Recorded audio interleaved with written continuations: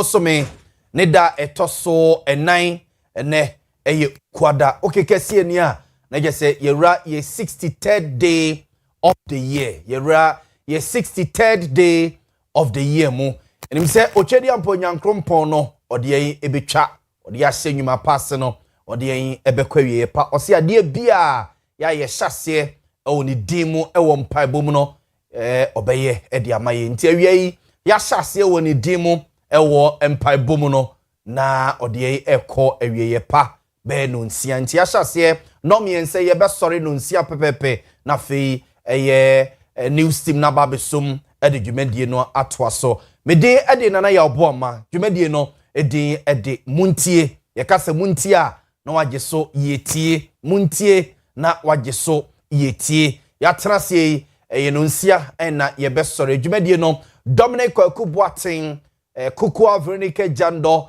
Akosia Somua Asante Ebo Benedict ya Grace any team no nyina na etamechi ama be bia wo bia no yaba ni aba besomo yedika ka kire se asem bia edika editie edise yedi hu nkomo bia no yedi hu nkomo ewo Montie dwumadi so se ya manyosam se ye ya mamre eni amane ye hu nsam se efa die hu dwaso nsam ye mpotamo enkankoni ne mpuntu ne nyina yesinkunya ewo Montie dwumadi so na yesu adwene wode wadwen kyeraba mesoso me de media ba na abigafo soso de omo de aba na nyina na yahwe se ye bekyekire ye man Ghana no ye ka mo se dwumadie we etwagu ewo Owia television so no ebesa so streaming live ewo ye social media platforms ni nyina so oko Facebook a Owia TV ewo Facebook na oko YouTube a Owia TV official ene Owia TV dwumadie no etwagu ewo honomo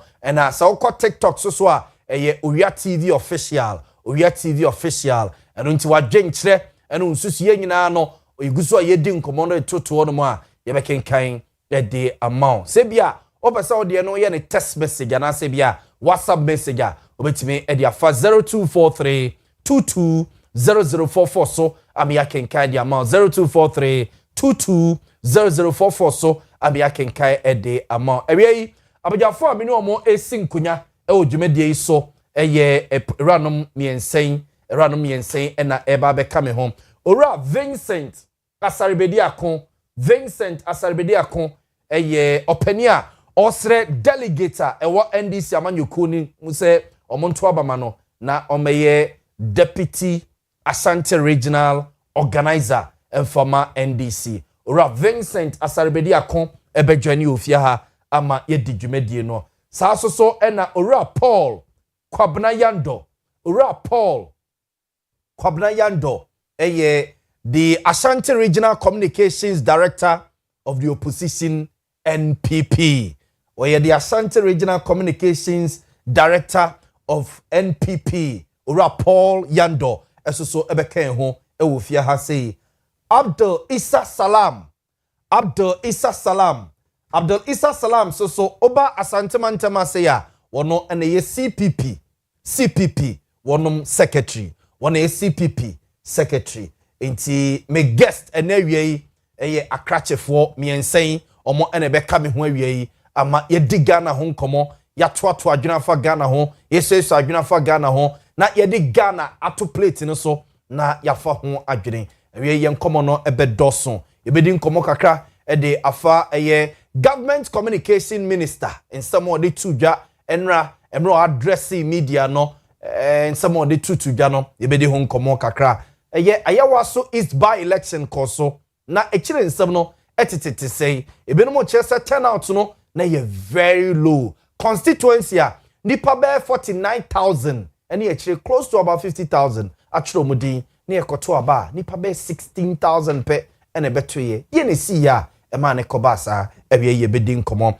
na Ghana ye inflation rate no say Ghana Statistical Service impeding for the atugya say yasa so atia ba fom ye free 3.8 no aba begina 3 is it 3.3 and 3.2 and then Ghana Statistical Service impeding for and some modi to edwa eno no na Afri Exim Bank so the omo prediction about baby a Ghana ye inflation no by the end of the year ye be kwa kugina so e de aba and abusian for war ekoso ewo Iran ene Israel ya America fo ede omo ho akọ jim no insunsanso a enya ewo Ghana so yebede hu nkomo awie na afi yakọ yedifo binom asofo binom nyankopon enipa nko bi a odo omo eye adwuma de omo hu ye way back years predictions omo ye ebi kan last year ebi kan be 2 years ago ebi kan 3 years ago ebi kra kan this year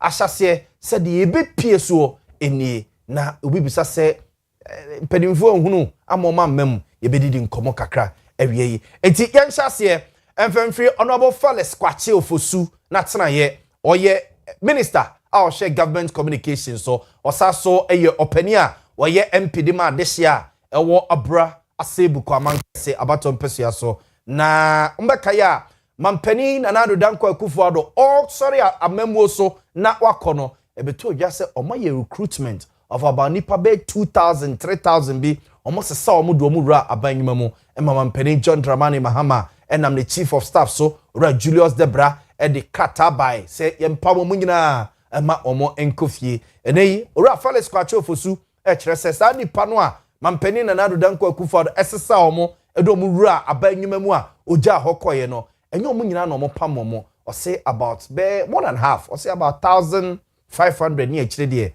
omo daso a ewo abanyuma mu a omo eye adwuma be 500 na omo sha kwan omo fa so ni ade no entwe ya omo eyi omo fi ho no mo Honorable Felix Kwache Ofosu yentie no. Now there were 2080 recruitments, appointments and promotions that were reported by institutions when they appeared before the committee. Now out of the 2080 recruitments, appointments and promotions, 879 were revoked by the institutions themselves, while 1,201 appointments were left unrevoked. After the hearings, the committee recommended that 1,539 of the recruitments, appointments, and promotions be upheld because they complied with the prescribed recruitment and promotion procedures and received appointment letters before 7 December 2024. And this also implies that they achieved a pass mark of above 80%, or 80% or above, I beg your pardon. The committee recommended, however, that the recruitments, appointments, and promotions of 541 persons be revoked because the recruitment processes ended after 7 December 2024 and failed to meet the pass mark. In other words, they also did not comply with the processes and guidelines slated or designed to govern that process. Also, the number of recruitments, appointments, and promotions recommended for revocation by the committee was lower than the number that the institutions themselves revoked in the wake of the Chief of Staff's directive. As I indicated, the number was 879 in all. That's the number of recruitments, promotions, and appointments that were revoked. Now, this differential is because the committee paid special attention to vulnerable groups, including persons with disabilities, particularly within the Ghana Education Service.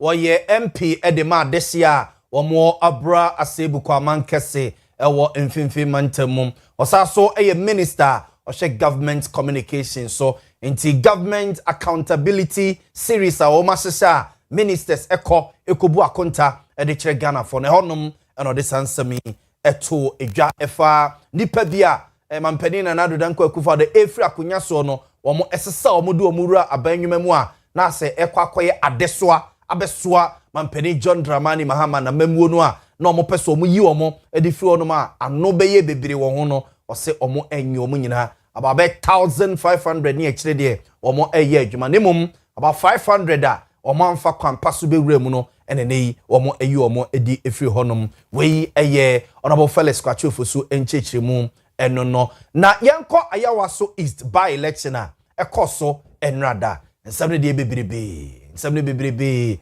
ahead of the elections na just say enkomona kwakwa bebrebe even enra abane koso okra no a ewia ne yetena se wo Montie adwumadie so na wagemisu ye etie no ye ne constituency chairman ni bie no NPP ni NDC din komo we kire so owini we so che so wini e ma MPP chairman kra de no kire se ne ye turn out ni si wo form no e favor omo MPP for de omo nkrofo nyina pie aba beto enti e de ya MPP be wini badankoba sa wi ase Honorable Baba Jamal a ojina edema NDC ewini with over 10,000 votes.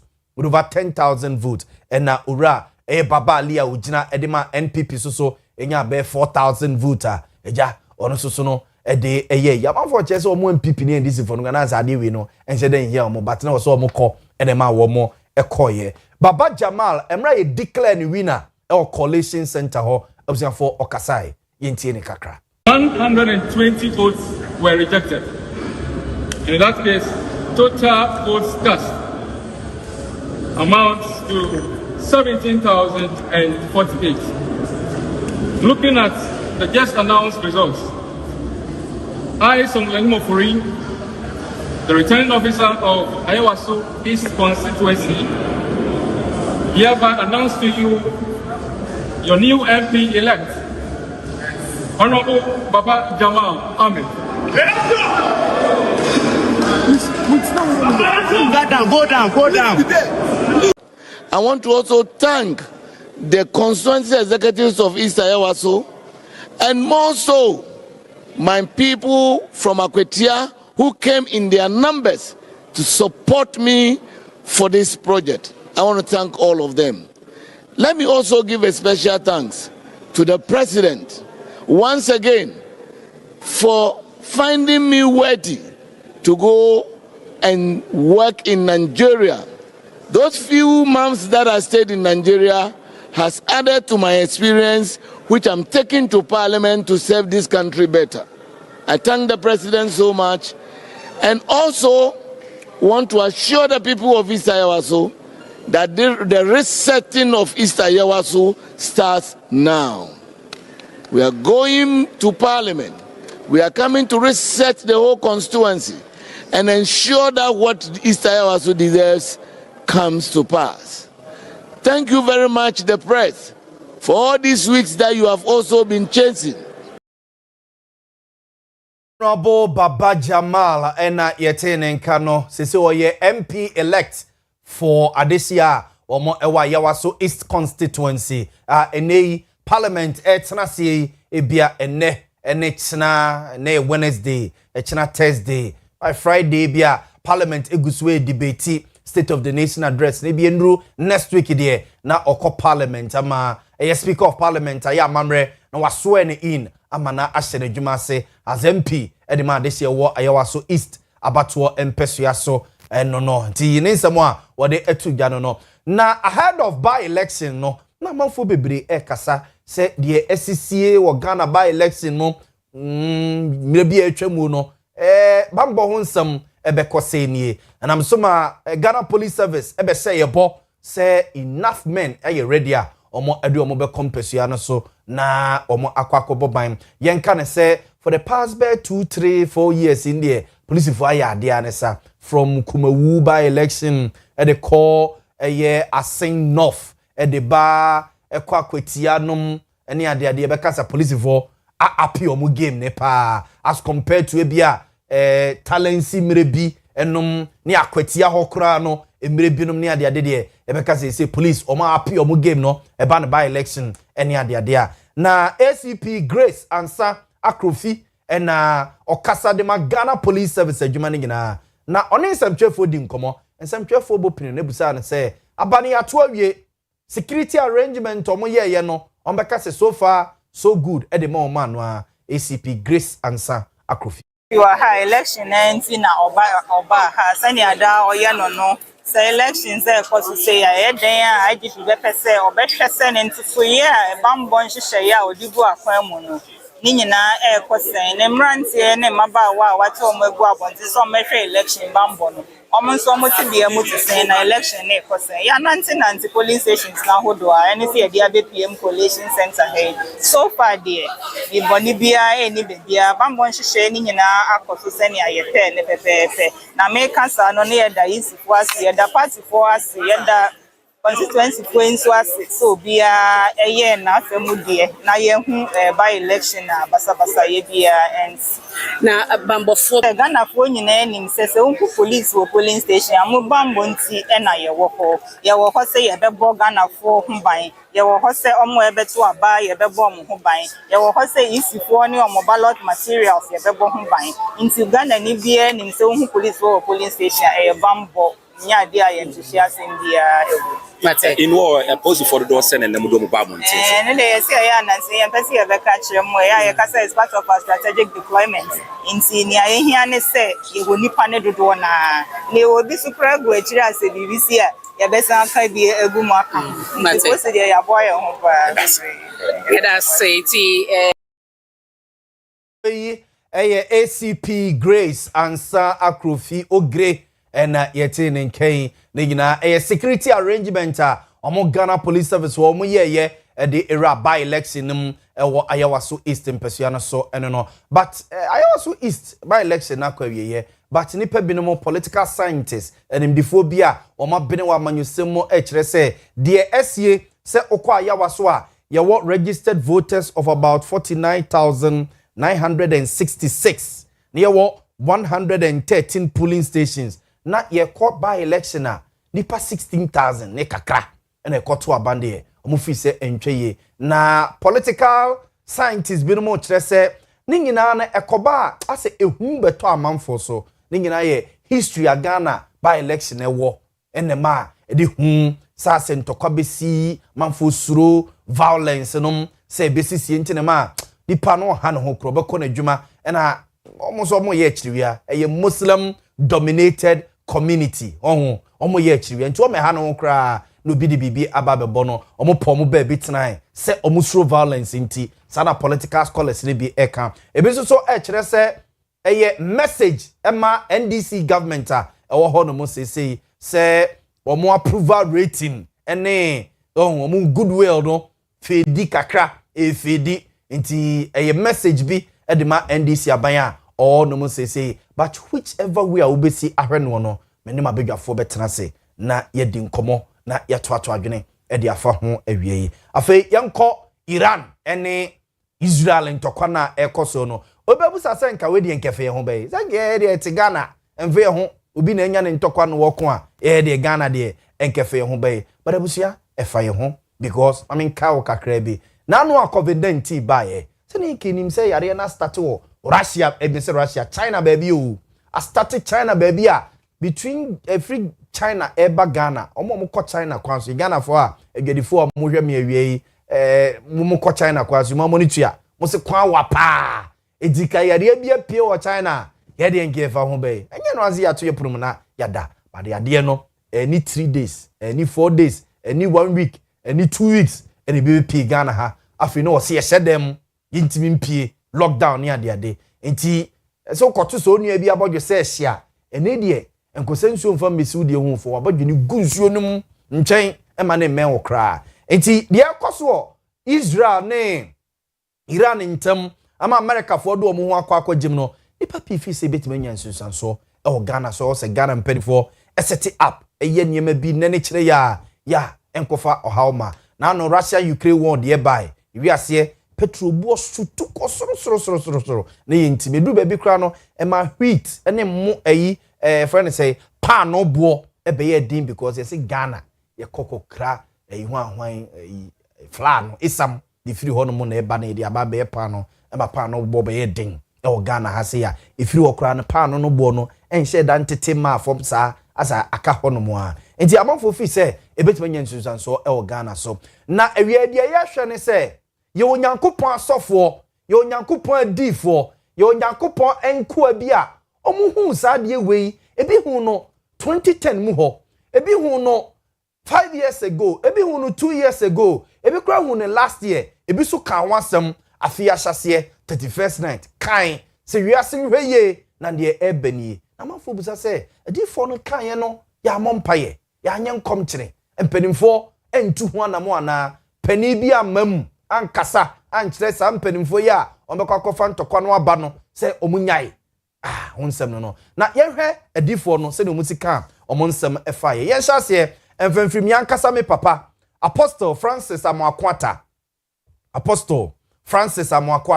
on yesofu pani oda Parliament Chapel International no e won kran ono kra de okanya edi be si say baby a edru no also American President Donald Trump oya hweye na wan hweya obi be assassinate no e wo America obi a be assassinate ka so be assassinate obi a obi be ku no obi assassination attempt e wo Donald Trump eso kanya kuduru sa yentie mi ankasa me papa Apostle Francis Amoakwata seni yakopon si da ne ma di kire no efa Iran ene Ukraine Iran ne Israel ntokwai ye na say Ukraine and exam womanum say Iran ne Israel ntokwai America do mo akwa yentie si no sika na fire so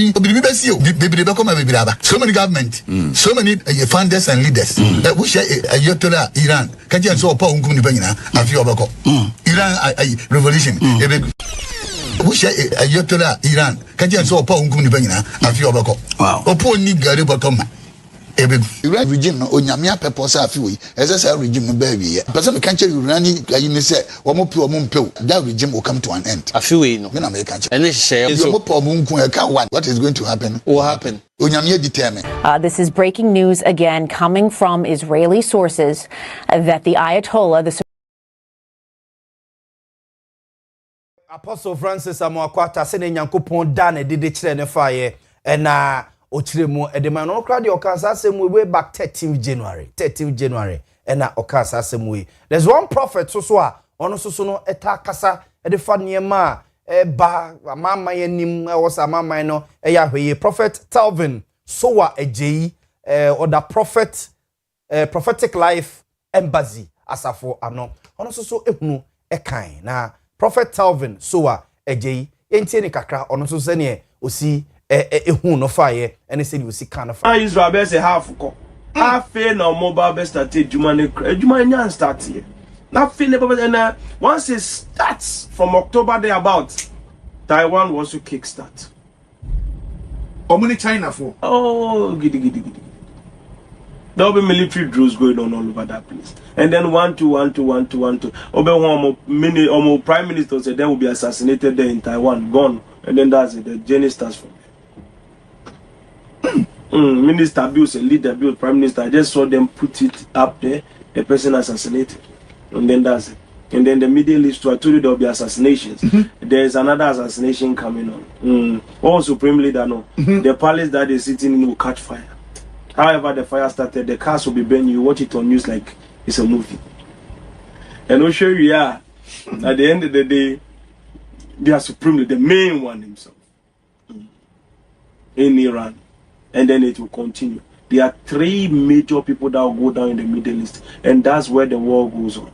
All sorts of bombs will be flying into Israel. Trump will not be able to stop it, and then he will get involved in it, and the problem will go beyond imagination. And now, first time in history, you will have a situation where Russian missile directions will be towards America, and American missile direction will be towards Russia in history.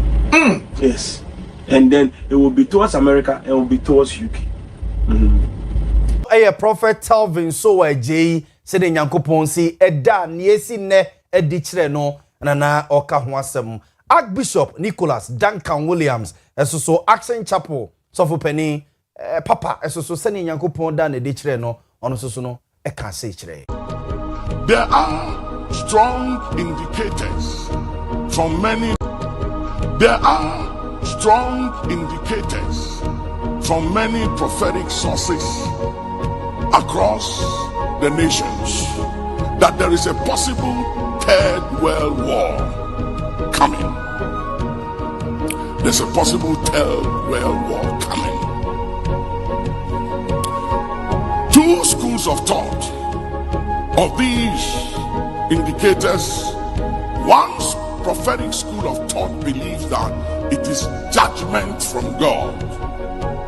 Another prophetic school of thought believes that it's a result of the prayerlessness of the church, and that these Third World War this time is a result of the prayerlessness of the church, number one, and two is from the enemy. It is also believed that there is another pandemic coming. I'm telling you. Bishop Nicholas Duncan Williams ono so sene Nyankopon esi dane di edekire ne die hu ne nei Iran ene Israel nsensem no America do omo ho agemu no die hu ne nei no sene Nyankopon dane di edekire no eno no na Prophet Roger esoso no papa yi no tua nze waje no menkan say waje ni di pa Prophet Roger soso no ekasai edifa de ne ye hu Sire Nyankopon esi dane di ede ekire no enti Prophet Roger. The Lord has taken my spirit to the month of April, the month of April 2026. And the date here say, the man told me be so. And the date here say, 24th of February 2026. I saw myself ahead of time. The month April.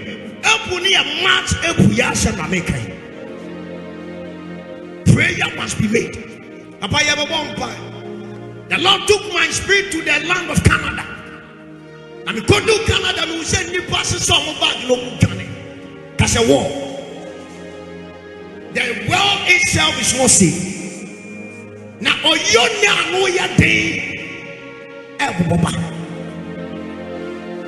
say, Jesus. Okay, say mercy.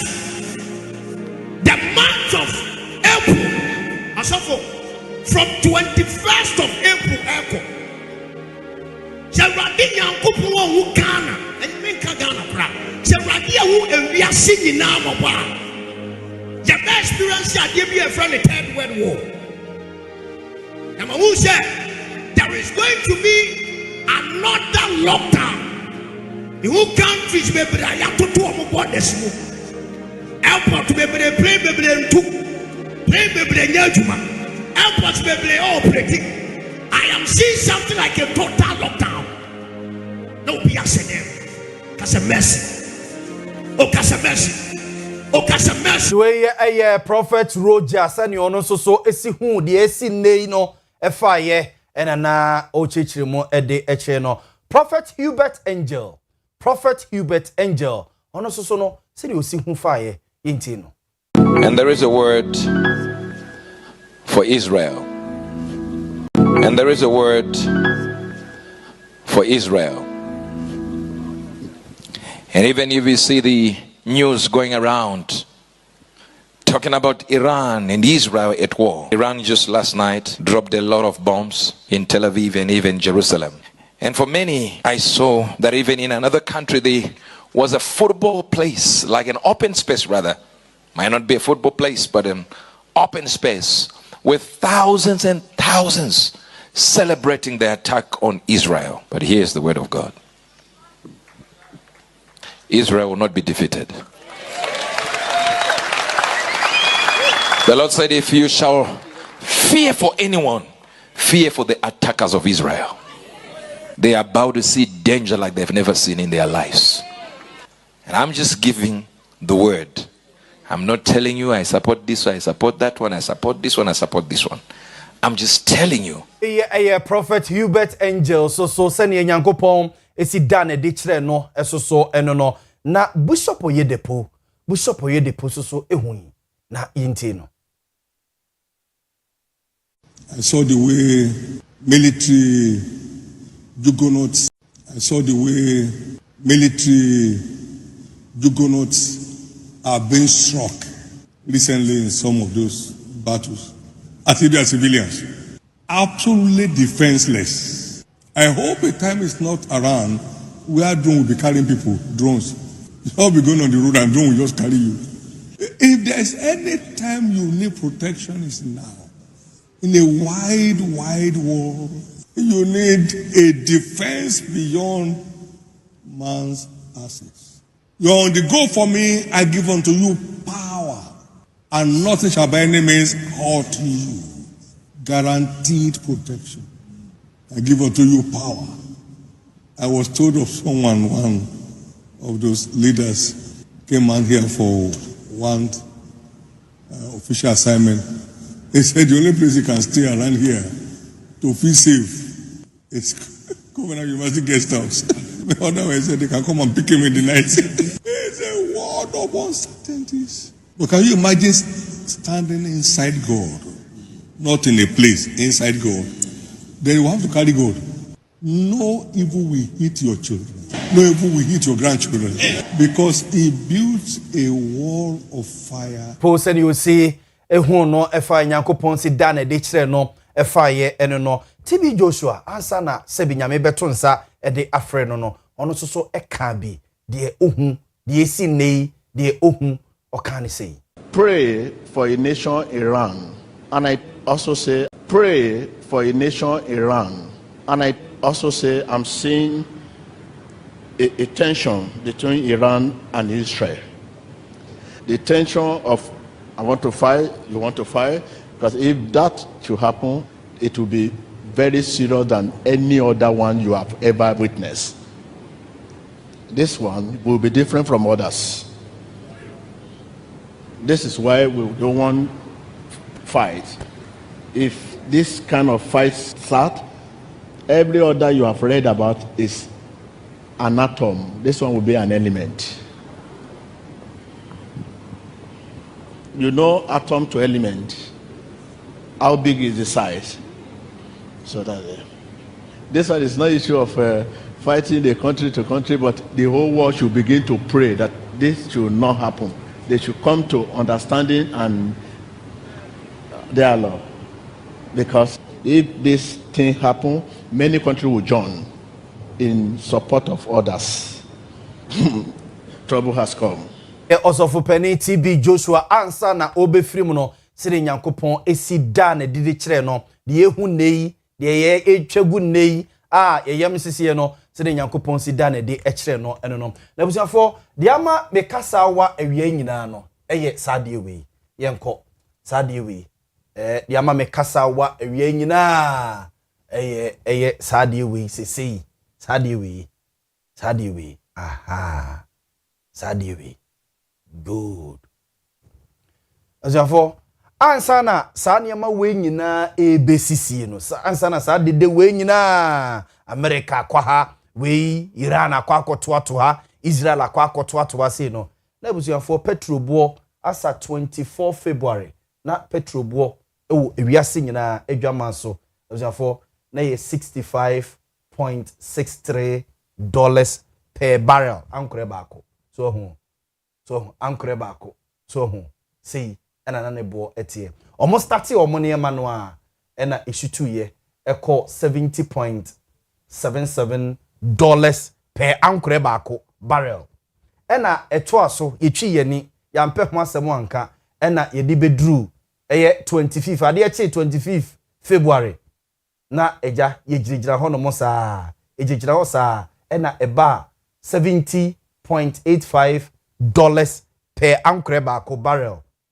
ena ade eche ye ena eba 26 February ena eba 26 February ena ye de ba busuafo ene date eye 4th March meboa 4th March na ene 4th March no enra asat enra na eye oil price na shutu aba begina $83.67 per ankore baako barrel baako what I say and I'm suma ewiase nyina ebusa se ade na ekono se amanfo ani enko ho a and ohwe graphic here that TV so a omo che se yehunu sa increase we emra eye Russia Ukraine war no start ye eni hu Russia Ukraine war no start in 2022 eni hu sa increases we be ekoya akosoro eno ena ene omo che se astati ye kukuromponi na ye ba beso a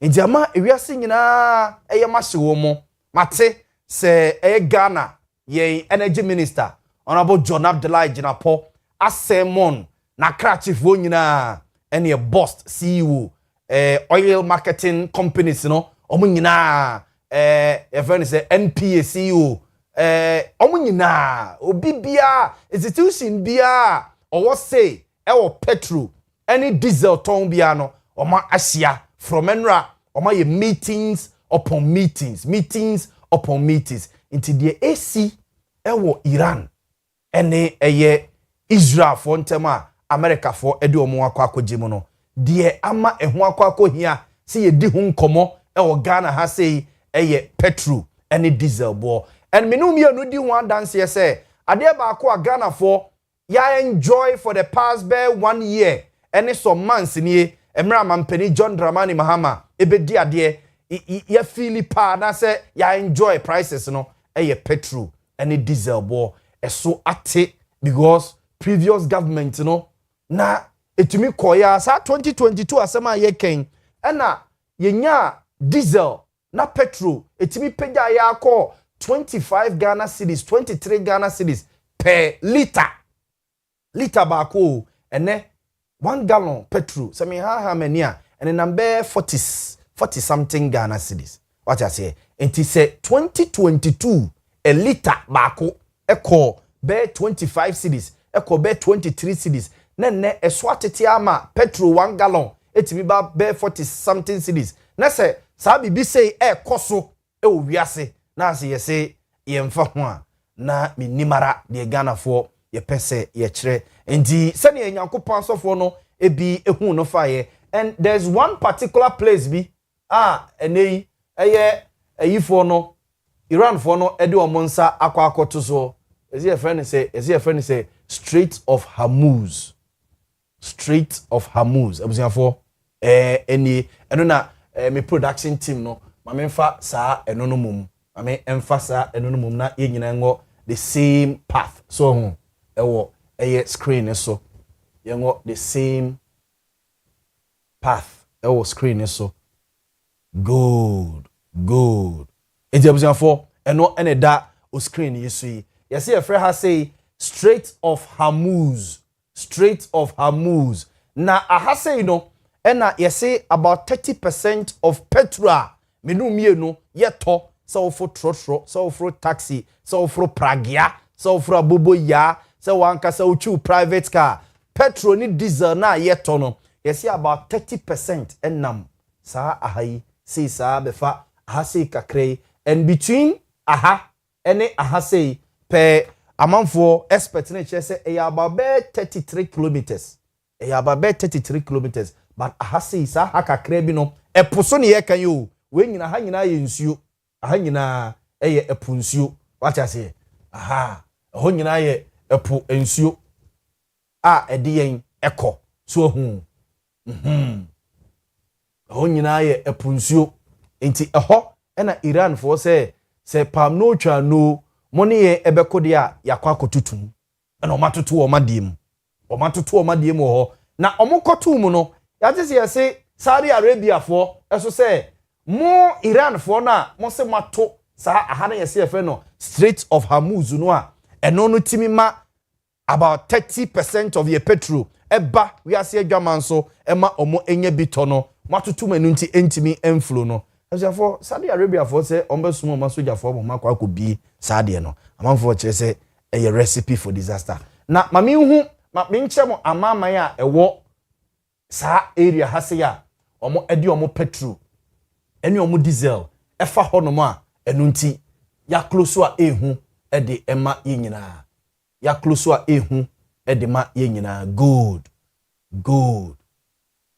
nti eni ena ya grace de ato TV ne so no and over board isu a amamai no and at a go ye cry ye co school a social studies ni history ni ade yesu ye bodin a unim se oil no mutu enti amamai we nyina epunzo ni ozo ne da say no enti Iran na emu ni so ho ye nuanom Asia fo no China ne ho ahwanfo no omso omugusuro ase ena Turkey wa ha Cyprus Lebanon Israel omugu ase Syria, Iraq, Jordan, Kuwait, Bahrain, Saudi Arabia, Qatar, United Arab Emirates. Neche say we na kwa ni Dubai ne na Abu Dhabi before no. Omusoso omuniye. Oman ne Yemen. Omuni na ya mama ya. Ebusiafo omu etu petrol. Nyankopon ede petrol say enfomu ngo edum omo etu ede ko adwaman so ekokoton. No mutu ye no mo de ko adwaman so a omo ede fa.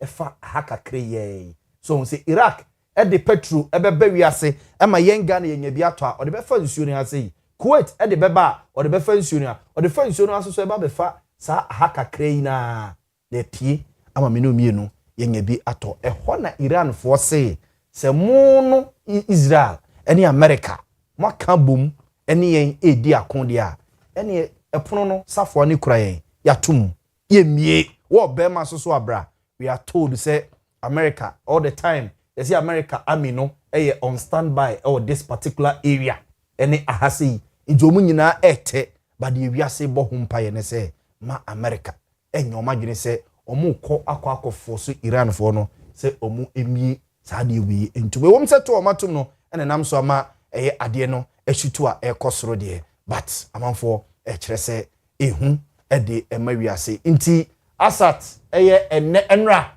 na petrolbo ewo adwaman so petrolbo ewo adwaman so bebi ana yigina eno no so hu bebi ana yigina eno no petrolbo ewo adwaman so bebi ana yigina eno no nti global oil prices surge as Middle East tension escalate so hu global oil prices surge as Middle East tensions escalate. Inti any from 24 February, so the shoot course 25th, 26th, 27th, 28th, first match, second match, and ye be third match. As a third match, enra. Na me no mi no ye ko ni akwa akoda no na ba bia ye gina eni so hu nti ye mompaye na yenhwe Awurade anim se obeka omakoma na enema aba form ede amaye nti mame nko wo kame me guest awiei mame enwo kame me guest awiei na afi yento aso emfa emfiri hasei na yento aso emfa emfiri hasei nti medika aka kiro se awiei mene ora Vincent Asarebedi akon ora Vincent Asarebedi akon eye opani a opsre echi ahene ne yesi ahene fo a ewo NDC party mu se omonfa tumi ma no na omeye deputy Ashanti regional organizer emfama NDC obeba be kame ho ewo efia ha sei sa so na ora Paul Kwabna Yando eye Ashanti regional communications director edema NPP ono so ebetena se ewufia ha ameye di nkomo sa so Alhaji Abdul Salam Isa esoso eye twotwofo pani ede ema CPP ewo Ashanti region Alhaji soso ebetena se ama yedi nkomo awiei enti awiei sinkonya na yedi nkomo ewo Montie jumedie so hu Montie jimeka se Montie waje misu yetie Montie yetie adwenkyere no nsusu obetimi de aba komo na ye die adweni ba kofo tirim so te ase Ghana ene ye chekere Ghana ene ye build ye enti adweni ba kofo tirim ye social media handles no ye streaming live ho Facebook ye Owia TV oko YouTuber Owia TV official ene Owia TV ye streaming live ho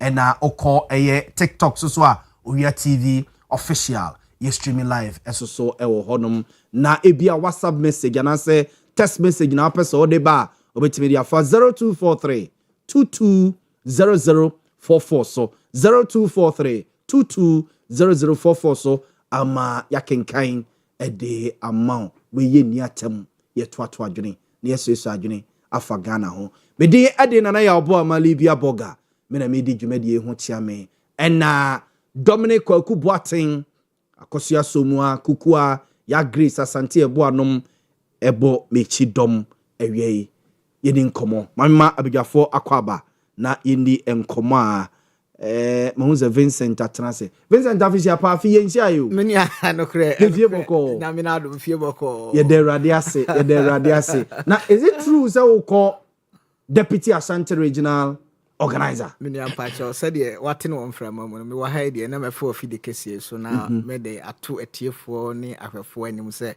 nyame ya adom na NDC bie ekwan no mu a me meko as deputy regional organizer masum ye nti me gidi say and me obi a ohwe omo obi a obabia na obi obeyinity a me sure say wasom che me. I have served for more than 14 years. And be also my play role party at various levels or party stage ni na me work me start as branch youth organizer. Me free on and back kuma se pole me be 10th PRO. Even being the PRO no 2012 ye free SHS advert some be kaya mra na ye nuanom MPP for pam obi a free baby say ya pam no school fees ne ho nkro no ba ni nipa ye orchestrate ye say agenda na ye nuanom de ba no emwaye because we need expansion before free SHS. Okay. Nti ye free SHS na ye me so chobos ne tranka ye de kanta wo a nyame ya adom ma Ghana 40 yase ema etimi ewe ne 2012 me free o me koye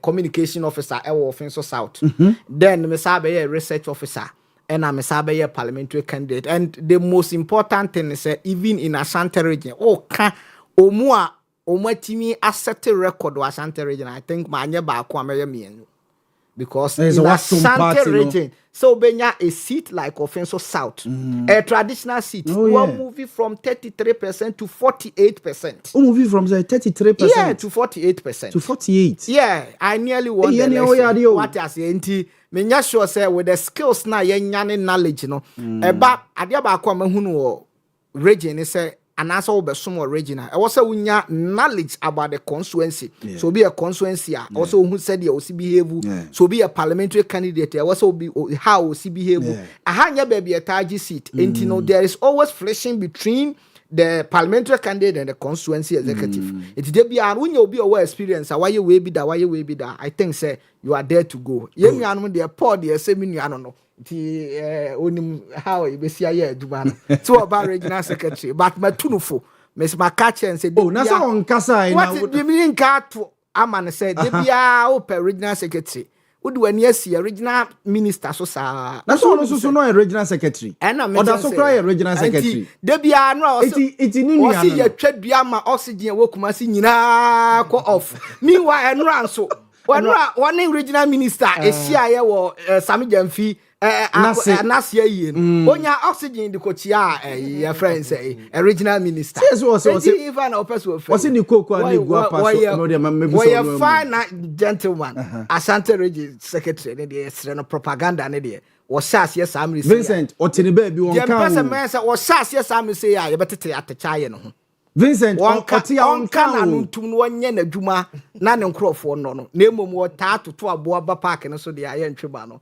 befo afidie so na machi ano Paul say ho ye de opposition to say Paul afisiapa oh yo I feel comment here afi yenhia I'm impressed. Yeah, I like to see people move forward in life and especially in a new environment. The place is very conducive. Our when say yes, this is how Jumaini expect to say Obinya every Jumae for abra what see environment. Am I? Also, my union is down. I was once regional chairman for Health Service Workers Union for 8 years. People don't know where I'm coming from.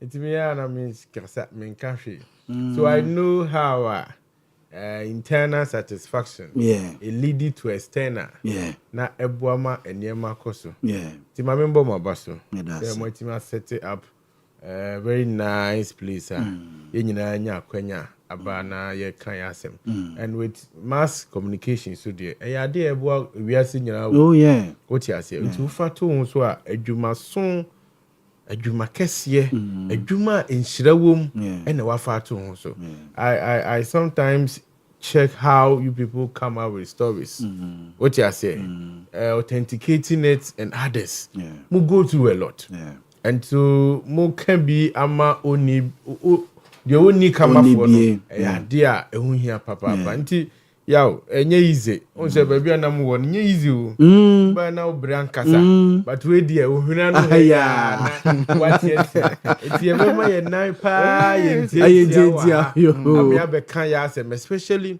ya fa to ye ho so say dia enko yie no ye be ka ho ase hwe I mean, Cheminia. And yes, sir, mempe regional minister. Yeah, Dr. Frank Amoakoyene. Yes. Nemu. Asembia ni unene ntem. Debi. Nemu no. If you do everything right, there one yen ye beka ho asemu. But what is expected of you? Yaw Boamah te anu wo ye na dwuma. Yen ka de baby. Go wadwuma na wo ye. Momo de anko ye won say produce a signal. Yeah, and you no correct. We no nkan. That is it. And so we are supposed to correct him. What you say? She say enne andra accident kese adujama ho ambulance you what they will be free. I'm say bono ho baby na eba. Say half so a. I know the so free drop and on the neighbor. What be share transit them frame 207 and a man for better say grana 9 nipa 16 top minister wa kwachi say wa throw Facebook in a TikTok page. Ashanti regional minister comment kaba this time wo hwehwe mochre we hu se wo ho e kohwe de akoso what committee ye hwehwem de ban ye accident ni siye se de ben ye bin sibiem o TikTok page and a watch comment e wo ho se media so resi na awia ne sa it just a wo fa ho a the minister betima ya no what are we doing? So we can say minister say be onye mochre mine. Yaw Boamah yes say asem esia ye pe ho puma sibre men kase won kwadi mochrefu adwuma na mbom se be ya ebinsi ene be betra den because asem a bet ka wa hi president mam on fa nem fa chena oh sir ede ene ye be kire obe fa na mbom no ya sodie se de we ye mu no ye be kire na nipa hu se asemi se na wo senka ekono so minister no yen kase koye mo chirifu adwuma na se koye we adwuma na se koye na momu no se be ya eso bete na ensie what the eka no yen kase obetima yi free ho but reduce the rate at which sansem no besi. That is our point. Etinye se obi mpenasem and I just say obia worship Frank Amoakoyene. Can it be possible? The accident sina nipa 16 ewu and a regional minister ten a TikTok page no church. One country sana 16 bizuzu we wo dwaso yes and kwalabi and so for so no answer no kochia eti bia we so for so no be kwakochia na da bia ne be for so.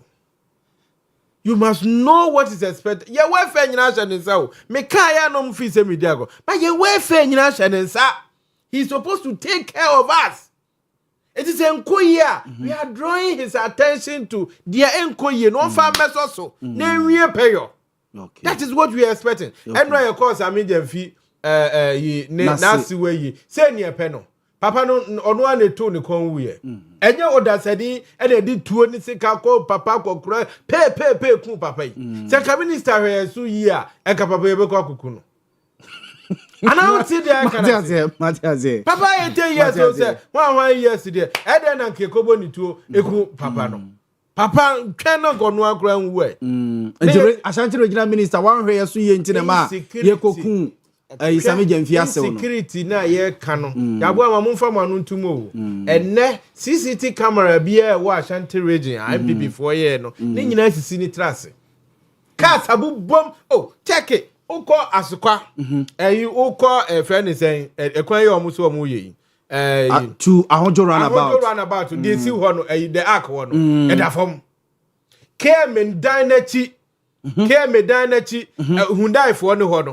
o se sa dan na kodobo zuton ma Hyundai fo no o kai sa dan no de minim se asase e da ke mechi de de ne ton ura fi Hyundai fo no minim Hyundai fo no ho na ai e ho susu de si ni trase CCTV camera no BBS fom it is anye manu na eboa na enhance security abrochre say omu ye bone ni achunya say omu ye magicians they have CCTV cameras around mu monitor criminal activities ni ade e wo hokra escape nipa no na nipa no hu say ni chance so be di bone so that is our point. The minister must be up and doing. Onye adwuma ni ehu say wo ye adwuma na papa is spending 10 hours 8 hours with TikTok no ne ne yire bo PS ba kokra de bo say obo guitar na ne yire bo He won nechi. No, almost right. Over the PS game. O chene yere no PS. Just say, "Udwe nwa." Asante Regional Minister. Oh, enema o ye no, enema ye ka na asem no. Enti media me sre no. Okay. Me pena asem pa because if he fails, but failing the youth. Yeah. What you say? Which also so mebuno. Just say that be me so me pese. Say yeah o perform ya because mu ko fie. Omu ye dey. Omu ko. And this for. Oh, na so wadwuma we ensem training. Ena wo wadwuma no se niam ko a wo what you say? Sa so na me so ye politician. Se wo mi nua ko fie me hu. Omu na esi kwan so a eko. Hwe 4 years pe no. 4 years ye pe. 1 2 3 4. Wo say ye pe. Ye pe o. Sa. What you say? No by 1 year, 2 months or 3 months. Yeah, and then pass where you got a crowd regime mami. Only got a back. Okay. It be bien wa. It's my cost. So you share significantly. Be bien wa you benefited from him. Why be be a canamenti? Last time me call no mo say wa call do presidential villa ho e wo lake. Ko he enem say akyere ni apremire asa akohye mu biom. Bisa so okodo do ho wasa akohu biom a. Yes wasa aye de wa ya Ashanti first. E dey go see sen.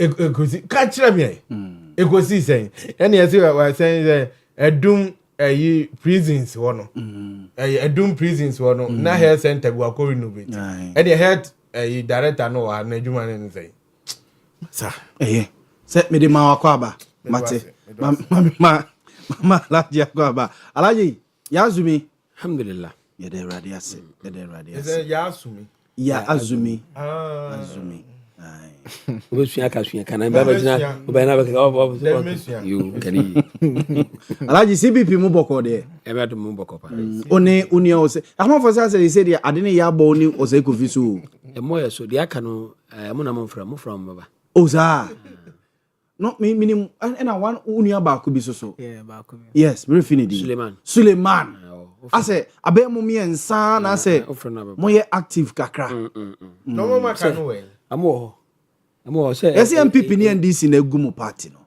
and then okre na mo to where dey say so fire history ye buy into Fourth Republic no na ye ba and the band bi aba na say yentimi use din ya friend no CPP yentimi use emblem into CPP anti use DVD NCP and the corner NCP call ye no amo party na kasante manje na brand say me call election you go merge with Rollins okay ena ye call ya ko wi do ka eka aka wi ni tama ka bejo Rollins and to conso be si wetin aka ni Rollins ntem yes I move away no cause say ko jena as party let's go a great alliance with MPP nothing to election and the First Republic 2 elections say be CPP and coin his name okay this is what Rollins was exiting after 2000 like so it's a sub-ban where you we can go in around CPP the by the time there election away and the ama your members in ebi meka NDC yes MPP so ebi beka MPP the feel na ya ho with the name CPP ya organize you and I am fortunate leadership ya na in some bebre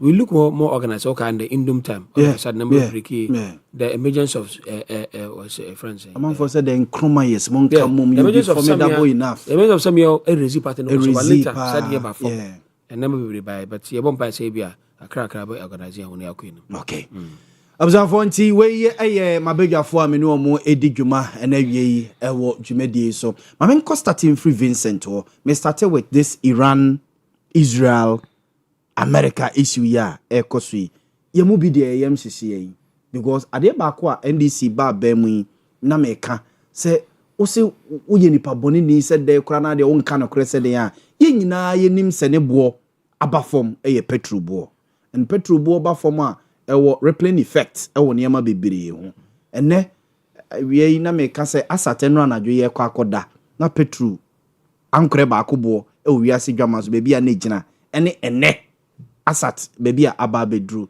ta se obi ayam sese no government ye de ne wo se mesoso no meye de ne ye ene se be go ye hu Russia Ukraine war effect nya wo Ghana so ye hu COVID-19 effect nya wo so ne nyina ase yanka bi anhyem ene befu ye mu but we dey ase ye hu se eba iti ye day Vincent Mamisha same free yeah meda wase me akonya wasade amambiem na mafa wa fidie so achia me regional chairman ene me regional organizer ene offenso constituency na nanom atram konwa ene me all time na your offenso north and answer south na south okay offenso south okay na machia na nanom do ne Bernard de la banda na ko me ne Dr. Owia opoku na ko enti me gidi se me de nchia kese be mo de bia me kase me nya akonya se na wo se me do masi because of jumadia mudima me manager mahama omo ma gabo bam e chese omo domi so me ye de hie wo kro nti me fa wa fidie so achia omo nyina na maka se bia ye free ni bia ye ba ide e ka ye nuanum bi dia anka me nya sure se ko mbenya ananka de ekoso odwama so ana war na between Iran and then US no atoaso bebre because ohwe nkomodi a ye nuanom MPP fo di ene enoma omo kan ne noma omo ya ekyese omo mpe oman ni na unya saa nkrofukuo we na odi omo saa baaban mu a menya sure se ebeboa because the ntia mekasa ne se ohwe ene omo communicators ni nyina nkoma a omudie ne no ma omudi no osumase ne de yehu no social media ne de yehu no TikTok ne no ma ekoso nyina omudie omubenya nanka ya feli nanka omasa aba mu na ya na mabusa me ho se omu ba aba mu sa me sei asa aba ye den omu ba aba ye debt exchange ana se omu ba aba ma eno ma na kosoro no akosoro ana se omu ba aba ye den nti se wa hunu ade ne ye na se nyame ya adom na se unua abeje na se ade ne ekoya megiri se nanka yesusu se omo de mpaebo papa beta yachi but se omo ama ya hunu se se Ghana be hye na se omo kro omo ba be di oman no so eno nko ana omo hwehwe because ene ohwe de ekoso a empo asem no nyampagya ne mu kra na omo de beto udwa se Ghana fuel be kosoro de be kosoro no omo ye na ohwe ya edoji de beto udwa se he want to assure Ghana say fuel no it will be maintained for some time. Me say stock a bit with the 5 weeks or 6 weeks for some time ansana ye hunu de be ye na me hunu se nkomodie no anye enuanum ye because na wo hwe oman ni mu ni anjam bi before nkomenya na nka asamato mu na de joma because se wo hwe a omu ba oban mu omu ba ye economy no no mu de ba ye e no mu faili economy no e na nhyiranka nyankopon NDC ba ye economy no so atimi agina ye iti na wa hwe omu nkomodie a se ye hwinti kura na aye topic nkenya sa anka menya so se Paul Yando beba betena fidie so e the regional minister accident asie e na beba be ye because enko nya inflation ko beka but oko inflation emfa oko ene kwa so de so asati what as enti baby a Paul be fa na enye yie enti se baby o mu di nam no se ye hwinti ya no de aya asem ba nsiranka nyankopon se atamfo nye nyame nyankopon no a wo de bae no de betwa epokoko no o se misrimfo a wo hu o mu nei unhu omu biem enti fo ne misrim no abia nuanu MPP fo misrim fo a ye hu omu ne ye enti Paul de nim fie de but obeya asa da me ni hia me ka kire ne se baby waduru de so am be registration ye de na asase agya wo mu koso nti wo mra be registration nya sa de friends party registration I register omu kra so omu so ma start omu de o omu de afa no omu ye rehearsals okay because omu information bi agum inside afa no omu ye rehearsals enti baby a ye nam sisi a ne baby a ye kɔ no ye de ye wani da so say for some time now no ye betimi a sustain fuel no for some time but mini ade wo nyina ne se etie fotie ya ombe hunu se me hu se energy minister asemon ne na krache for boss MPA obi bia wo say in oil petrol asemon for menra because the way word market in econo it means I also put two measures we a leader I also put two measures and I want to assure say there will be positive impact every free but adia ba ko ayen say hunu say it's not only the fuel that will make the thing say yentimi sustain on say dollar no ejina ya o the dollar no ne koto because say yenuano mo pen so sa wo hwe ya samre say anka aduru almost 75 per barrel no. You say nam 85 or 83. Yeah, 83 per barrel no. Per barrel. And you would multiply by dollar na nkiyewu. but because of say yenya ban papa wetinya ma dollar na gina no upon all this no increment beba but a be gradual process na ye de ebe koso and we want to assure you nuanom say upon wherever fuel be kwa koduru no yentimi nsa wo mu ho da e wo fuel said ye to fuel wo Ghana say omo time no yentimi nsa wo mu ho da enti ano de omuntu o madwene mu na emfa on de besi wo Iran ne Israel ne American tem say samre ton 80 Ghana cedis ni 90 Ghana cedis ni yentimi nya de ndu anti empire omo bo no omo nsesa na omo bo sa empire na yeso ye bo empire aye de ama sa no ma ne Nyankopon atie etimi de minim ne de mi hu no de minim say going forward no it will have some impact because once ade na ekọ na awokodwa ma so na ekoto no eye den ya ebenya impact ye de wo but in Sranka Nyankopon say ye nya government a waba watimi sustain dollar na at least say kosro kra na because of exchange rate no it will help you to buy it at a certain level ebetumi aye de aboa enunti de akọ de emu ha adwene but yenuanom hunu say there is two different things between friends Ukraine and then Russia war as against ye die ehoni ekofa hwit na eba Ukraine and Russia no hwit ni na ekofa ba epano na edidi breakfast no pa hwit ana na ekofa ba enti u betimi mi u jai polo a ye man opportunity a obe make comparison bebre but etiefo mu tie ense major commodity affecting a country economy no is fuel. Enti wontimi mfa we na asi no embe compare we. Enti ya besre omu say atiefo nso a omutie anahwefo omu hwe ehunu say there's two different thing altogether. But one thing aside the best for us and say we have a government which is John Dramani Mahama government who has been able to sustain the dollar for some time.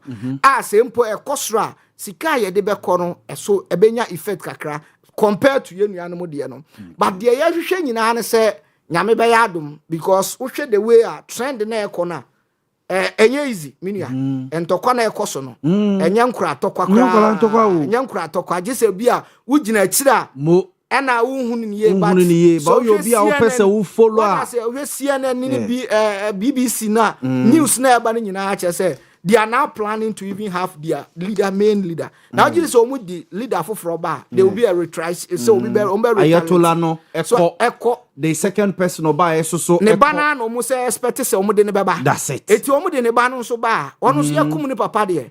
Over retaliate. Say nipa 1045. What I say? And even another metie kra no ma hu America for no kra no cannot provide security for their people even within Ukraine yes within Iran Israel areas ni nyina kwa no what I say omu yam hihyi omu enti a kire se ade a ye nyina ye bompa ye se ebetimi de to obetimi atwa but and at the same time na sam no kan do ba bia ye nuanom so omu bi wo wa no mato mu bo because before name mama pressure we your friend is US because now no hwe Encomodia Ekoswa, US can sustain their country with fuel more than 20 years. Yes. 100 years. 100 years. Yes. And so more oil stock or more oil stock can take them for about 100 years. Yes. And this idea na oil no, I think say also quite pass mama other countries no. So this is where American soldiers go yes be 6, where 4.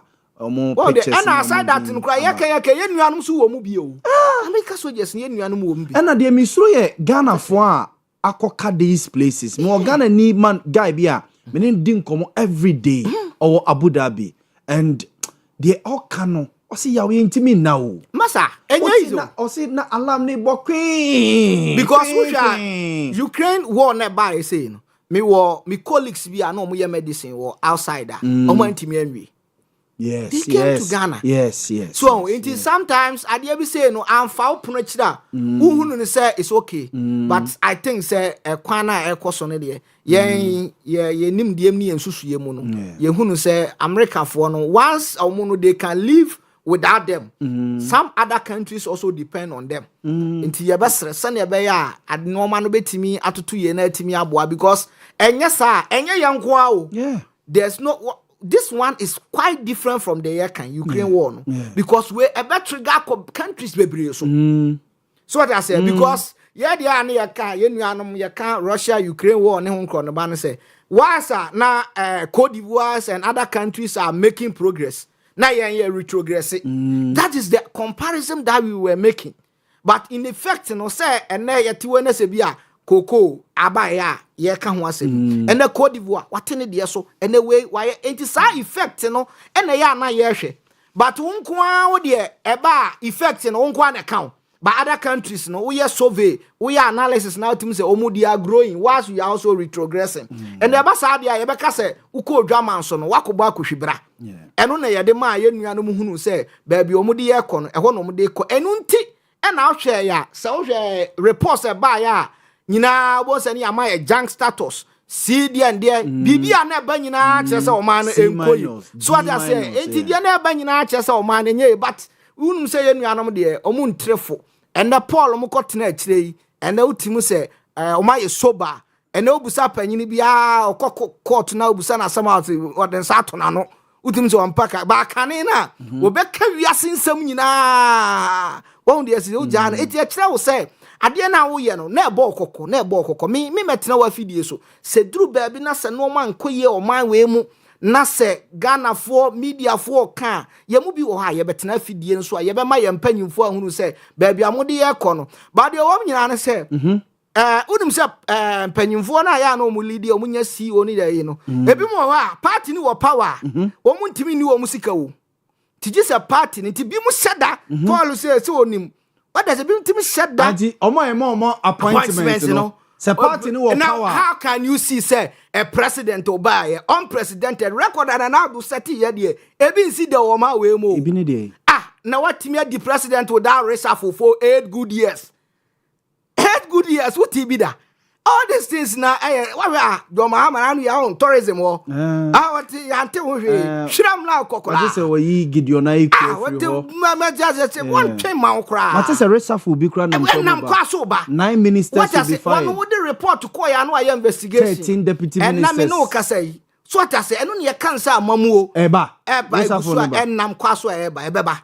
So what I say, until when your man penny now, you're proactive, say, me did say, you can't get it perfectly because once a human being idiot, and yet they are baby betcha, yet they are being quiet because who was so many sectors under you, and until now, me no can say, and when you're free SHS in can you say have insurance in Tria and no connect a bit to ma no who sa but your claims I want me free by intimiding the cost yet Triano promising timely.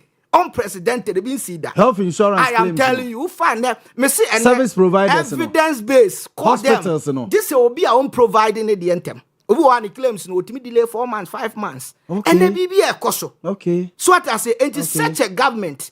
What is they provide be about hinda? What I say, and no madam should be maintaining. But I say, oh, that's what down for no any friend. So what I say, because on my moon, say na no. Say anko mama na kra I am okay. Say me nu be so enjoy. And ubi na ye catch you and say, omu hwe na baby omu de ekọ no. But me ti omu say because I know omu ko fie. Bebre na afa na omu ko di omu sika. But yen under NDC, we will not allow that. So we a minister, we a deputy, you know, I'm perform here. You do any see you President Mahama or Kofi. But Vincent Joe, would you 1 month to cry? Why you? Oh, me, I know the woman, sir, but you don't want me. I never acquire mechanic say, semi year, Juma, na me yano forever. Na me 1,000 Ghana cry. I am happy than say, many 100,000. Now I'll spend just 1 month and now 1 year. Because the moment I'll be free system, that's the kind of no, manasa. So this sometimes longevity no so here, and I would deem so we are saying Yabani pap, Lumba born, or send pam be pedi and the genic, any pap be pedi and the. So what I say, I also live legacy be ube leader, also, yeah, and on a Joma, ya. And I have one or Sahina, ya mano, ya pejana, ya nuanum timi hunu di omubeka, and the ube jama kama ya yandui, or betwa yampia say, Ukraine, ya buy, ya timi and cafe, and at the end, and ya one yaka. So ya can you say, or mine is in the right direction, ya baby a year fano, and the idea ba, and many da swaba, and what ba, ya be ready budget to be Anthony da swa budget. But answer the budget and on top for mona. ye hunu na health insurance for ye tu omuka na your friend say omu a ye di omuka arrears for police ni soldier na yi na omu boss wa any 1 month so we ya proactive leader ena muntaka ena wakra alias ni nyina ye de afro enu bi ena ye hwehwe because we ye nipa ne de baabi be wo but media for no alert ye na ya take action Mate, Nidin de Vincent Asare Akona or your former NDC parliamentary candidate, Offenso South. And they or say a Chinese signing for Wendy Simo and for Tumi Mano. No may deputy Ashanti regional organizer and former NDC. Mamenko Paul na Paul, the Akoso Israel, Iran, any America and Temi. Nipa yam siseno.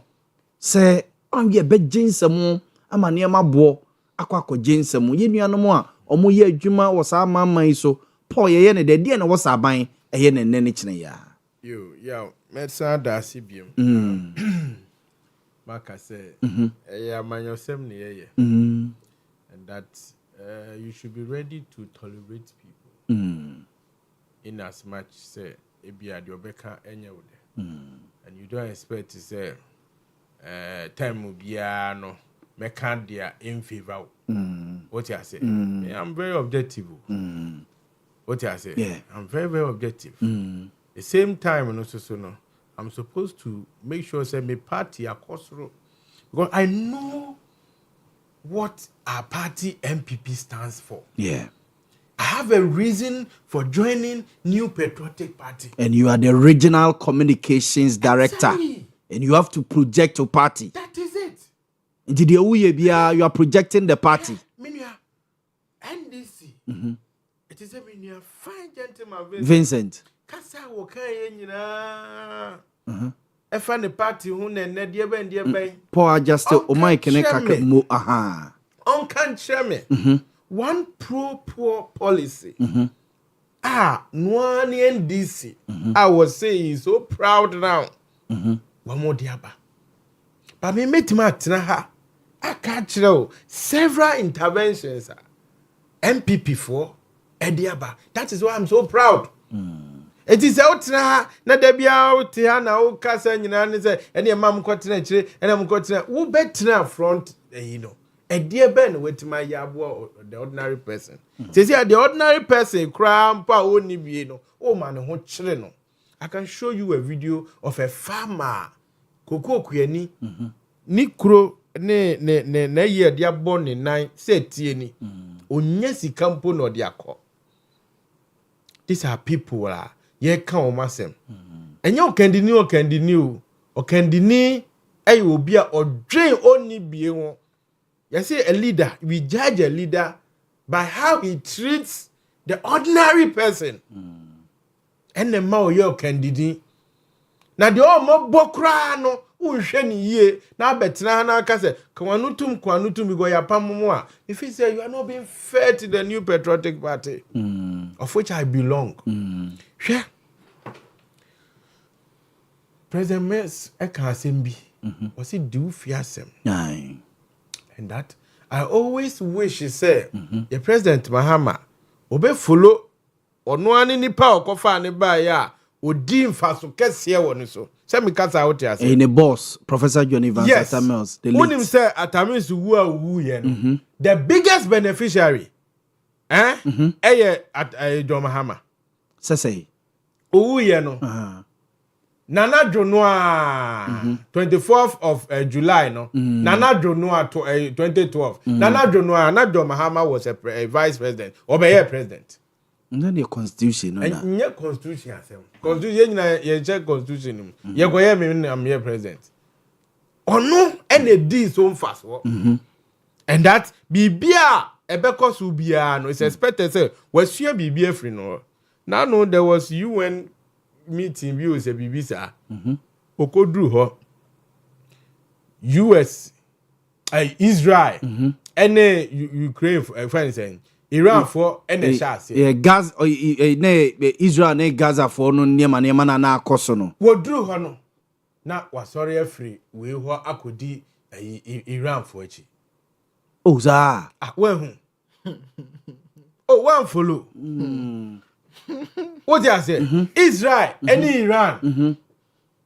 Meaning so okasetia as atrocities against humanity as a we see in any Israel may say at best and kabi because Shantokoya Ekoswa nipa kotena play more other than the plane to say there you confuse a game bona yeah bona other than the plane ye play helicopter a drew a crew from na theater Odi Shantokoya na nipa ne kwa what than your small bomb no say uncle bomb be play no what than the plane no ye de drew a crew from na theater Akrofom haya o. You say a man in Kosro Kese. Na Kosro. Na what yato. What you say? When you are a man ye. It's me no. When I go ka America. Me chese me I'm a peace. When a president mama ne okuje to man ko kasa mo man fa mezo. Okuja to kro bese na no. No one kana no tum. What you say? On kana no tum. What you say, man, can be beer for Frobia. The waka be because me hand to corner a course or na. Say a new near cabinet than the buyers. One back at the KG4 crown and Mekuye. Omu KG4. Anyway, go hammer. Go 1 minute on me now. It's so appalling. I know, Minya. Salam that history of how Anyema is and I always love him because of educational but me the eka hunyina me ka ho asem ne se yen concentrate the amaye na yen hwe na yenya ni yie rather than say obi ni obi asem no yakọ take sides because yen so akosa meeting ni bi ni ti peni omo na de koso wo betima ya bi wo mu ka oyela US for betimi sustain no omo for 100 years ye de yes enya 5 weeks according to Edwige Tamaklo 6 weeks 6 weeks na watwe nsia nti na watwe nsia ne 100 years eyepe Debi Ghana ha ye helicopters nya fe ne ekoto 4 ne ato 2 ama president dia edane dane ni hu enu bi ne ekoto Debi on se nipa ne kofu kra ne ye ufu so ma on se ne salute no then they because ade no wa okwa wetima be bi wo ntimi ma o just ne ye ufu so bibia ma no akotenam e wo ko ro betima wu that's it no koso so display ama on say he has been well trained na say Ghana ye soldier for so ye train no mo say bi train no omo wi awo won nko train no we ne de ko sa train no we ye de ko sa antokwa we ye bibia no ho no omo de no e machi o ti ase na de ama na dane politics I was here nyina ka bie ni say we live in a global world yes Ghana ye ntimi nyi ye ho frame eno e na asemo ba ye chechiremu a ye nuanom nte ase na de bia mo de politics esimoni so na mo kansem akese de ni ho o ti ase ene world market price ahead peja na peja ko he entimi nko ba bia o and I'm so grandma as a this week grandma who say your filling stations na tutututu mu kakra de queens kakra tutututu mu a na goil ye petrol liter 10.24 na 24 and I got 10.46 mebwa asata no pay I got 10.46 because you see Don Mahama buy near me kuyi it is a world market price na abafom ana enunti na enjoy na world market price above from na dollar no so cedi nenya strength asema mi nuate a wo kan nyina ne say there's a magic being performed by this current government and so irrespective of the because who are mind say anyone nyina there's magic bi a Mahama ye ya to ni din aban papa ba enti na ebi kwansi bi ebekọ ho dabi and say sequence bia etimi ba and say one city bia beka ho now let us continue to enjoy and your world market price asem because now no ye ka say Russia and Ukraine for and Tokano. Any animal say, bomb na ya to Ukraine in one. Russia, Ghana. Now, Middle East is also there. Ye chemo bia to say Middle East no. E wiase achi. Baby we nimu pa. On say ko classroom a. E o mo tie chire wo pa. E ho na mo ewo. Middle East for no. Oh, there is omo the omo kra de be kan say omo the center of the. Me ka baby a Ghana ye. Omo border Africa, omo border Europe, omo border. Me ka baby a yen. Baby a Ghana ye wo. Okay, African there. Middle ye mfifi. Ana middle ka ho. Compared to baby a Ghana wo. Yes. African map no so okay, yes settle baby. What you say? Enti omo ade omo ye no. Middle ye kintampo. Agana ha middle ye kintampo. What the ye kana say? Matia say. Now. Me yenhwe. Na yentutu niema yi. Rather than say ye beye say de ekoso obi ma so ntino. E na e affect ye. Yaka. Say dollar e be ko for mo a. Anase bibia na ebenya a stable economic way ya anase indicators ni be gina yi a eye export against import. What you say? What wo exportations so now you can say enema friend say we import. What you say? Enema we import ba o ma mu no. What so now ma we export to Kosra e boa ma unya more foreign exchange. No correct. You go school sana yesian. Sa pepepe. But say mri ya joma ama ba ye. Ye hu say ye exports akosro and import aba from and ami enya we bia. O te the American as Matia say cheche mimu. Oh, say wa $dollar no basic no. And can normally no. You say prices anyone who nyina be come from na dollar stabilization e be cost wa exports are echo. Yes. Ye money no so. Say ne be boost local currency me boy. Yes. Any no. Na dia ye importing no. Ye kradia ba Ghana no. Eso mra from no correct. It oba ye e dia ne why a e be ma normal stability na ba. Mimi hu sa. But Watima ye magic. Ama sesi adole obi ade atum say about 10 point something me boa. Bank of Ghana rate. But Bank of Ghana rate the 10 point something. So called black market and 11. It you do 11. It quite of us so yes how magic no. And so it should be sustained. Do onya magic and found the base Israel and Iran for one term. Some magic and anto eno ne catch only excuse eno na me ka ye Boamah sem o kai ne say if the fundamentals are weaker the exchange rate will expose you. Eno na da bia hwe say make sure say fundamentals no aye adwuma. That is why MPP for e dey one district one factory e baaye say ne be ya local industries no e betima produce eniema e betima aye na aboa yen e baaye. All incentives are related to dollar rate good. Bank of Ghana. What you say? 10 points. Dollar near 10.7. All right. And pound near 14.3. And a euro no so here 12.4. Good.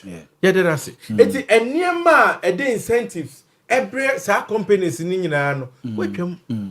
So where are we going to sustain the local industries now? Ebetime aboy. And I would say una uye magic ni bibia. So media me feel say despite the ebekos ubia no in other countries no entimi nya any effect we. The magic because ye magician no wo ye oda so what you say? What I so ti ho a wo de eniema pa ebre yen. What you say the okay? Niema ekoye bibia ekofom ni ade so adenti na obeba beka say entokwa esi Israel for ne ana US ne Iran ntemunti ne ebe ma fuel akọ omba omunka nche say to ya revival to yes state of the nation address president ka wan say to yes oba ye was 1 million jobs aba so big problem mate then the Paul Yando. Enti mi ensi da. E ma mu so nyoma den. So mu be attach ntokwa bi asi obi man so to your economy no. Montie ase. Because John Mahama is supreme leader. Hey, Debbie. Because Ghana you need supreme leader. Hey, a supreme leader. Iran they was supreme leader. No, they make us compared to friends the number of seats in their man of parliament. No, kuta the party kuta majority in parliament. 2/3. Yes. Anna. Yes. So absolute majority. He's supreme. Your person wa yen ne obetima ye. What you say? Your person wa yen ne obetima ye. And so all powers belongs to him. Okay. Eti de anya dia me dem feel say ebetimi anya susu aso bia we so. Ye mompa ye. Na niema nkoye. Bibi boni bia ba e ya ban boni e de dia banya Ukraine for friends say. Iran for Assembly. Mate. They did the Paul Yando or the Ashanti Regional Communication Director at the NPP. Paul Sawuko Secretary Ashanti Region. Oh yes. Okay. And then okay. Na me gusu a ministry party for. The current secretary Onko Biem. Lawyer Adomapia. Lawyer yes. I will not contest him. But Onko Biem. Okay. Nti seat no. There is a seat na ba beto. Nti nyina no. Okay. Now the woman say, I will say, the secretaryship, and a secretary position, you are the chief spokesperson for the party. Okay. What you say? Yaw Boamah, would dear dancer say, oh, Akasa Pau. Oh, yes. Makasa. Oh, yes. Makanse mu. Pa. What you say? Mobile position, why you Juma? Time, Senya wa, Nanka Munina, Uncrophone in Academy. Party for Krabu fool. Me, I'm not surprised. I mean, it was obvious. Vincent, exactly, because it was obvious. Obia Bomabu. Namuna, more than a magu them. What I said, he said, okay, 8 years. Yanya reshuffle. It's a back for none and no more, they be the same face. It's not a month for both. It's a bad position. Obi was serves you right. MVP, Moon Tinafia, no, or can some, and net me Danyamias say. Ye nyina no ehu ne se ye samra biem because alternative no enya dia eboa ye eti makasa bebre na mi so behu mi bia no ba bia den na mgina me nya wo mo a odi face Franka mo akohene Franka mo akohene me pani yie amam voice Franka mo akohene ama mo party na say ne attractiveness no e wo TikTok ana say wo grounds. What you say? Me no akwa watch ya na me bizan say organizer na fa na say regional chairman na fa. Organizer be because you see Isham say why. Mate say Isham ba regional chairman. What nti omo de no kra de anu o hye. Omo party. Na mo nkam okay o de ye. Me be no so. Aha. Nti no chief spokesperson for the party no. Communication will handle anya de da form. Yeah. And so qualify me. What you say? Say me to me, aye. I feel operational activities. Most of it is done by the secretary. Me so kwani the only regional officer me what office? Omo maka no so be our office why. Sir. Me kwani the only so secretary work na kasa ma shase. Okay. Obre bi so bia say what the letter bread party na my office na adbeko. Omo nyina ba po yando. You bring it. Omo ba so omo beto. Me wa every time. After radio be am to office. Okay. After radio be am to office. Okay. You must have time for your people. Listen to them. What you say? Now we know ending komo. What you say? Ada enyema bia no hwe na toto. Enti me carry me ho say ma ho den me hwehwe mu a secretary position no meti. Okay. It's because it is a management you. Yeah. What the American say? It is a management role. And already na kasa no me play that. Me administrator by profession. And so the antina mean to me yes I do. Anti me dey me go so amesra me party for. Okay. I mean himself also do ano beto mu bi. Oh yes. Do so then there. Oh yes. Won hwe de adwuma ye nyina ya ye. De obi aye bia no. Yem fan to nsani ani. Ye nyina nkawe ya hoɔden. Okay. Yem konkoye adwuma no. Ye beboa party ne. Mate say they did Paul Yando any attending kan mam ko alaji salam hono mo na menene ntwaso mfamfura Israel, Iran, America enkomo we e na aban wo so ye se be ya the replaying effect no emma yesu bebre because ehun Ukraine ne Russia yehu COVID-19 enche kra ede ne yenya alaji ede ne yenye nene abo any how sa asem wenyina start ya ase me hu se ase wiase nyina yeto ne yehwe ena ade no is crashing ba crash ba ena wiase nyina to ne yehwe ana hu ni sa me is so follow what is happening in the Middle East where shouldn't be news to you and him say the tension between the Arabs against the Israelites and the difference between the Arabs and the Persians. Iran for me Arabs. Yes. People don't Iran Persia. Persia. Yeah. In Arab from Faris. Yeah. Arabs. Okay. So there's a tension between the Faris and the Arabs, which started from the religious background. And most of them are from Shia. Shia to Ali. Yeah. They believe in the Khalifa of Ali. And the Khalifa of Ali issue started between Ali and Muawiyah as a story and and since that time, Iran and those Arab muntam sharanya papa. And also Shia pa baby more thing Iran. Yeah. And somehow Iraq. Yes. But Iran pan form over 60%. Yeah. Shia the patients, you know. Other tribes like that. Also Iran will share from say patients, you know, about 60% majority. No more by 24% Azeris, the Azerbaijans, and I'm more Kurdish for, and I'm more almost our Jews for. Okay. Form about 2%. Okay. And since time immemorial, I'm on Tamishada in the Rebel West cry, Tama Saddam Echo invade Iran. Yeah. For about 8 years, Omukunta Nipa Weepa. That time, Iraq got support from America. Because now America feels say, Kwanya, Ayatollah, Ebeya with Pahlavi family, no? Usana Shah Pahlavi, Mohammed Reza Pahlavi, Obeye Omuku, take you over in 1971 revolution, it's turning Iran into Islamic Republic of Iran. No, Mumpe. The time Omune Gaddafi, Francis, sorry, Saddam Hussein. After Saddam Hussein, and Omuku, Saddam Hussein, a movie beyond his band, Chase, okay, invade Kuwait. I saw the oil, Kuwait, I win oil, and it's a baby. Yeah, buy I was just quit to Crew.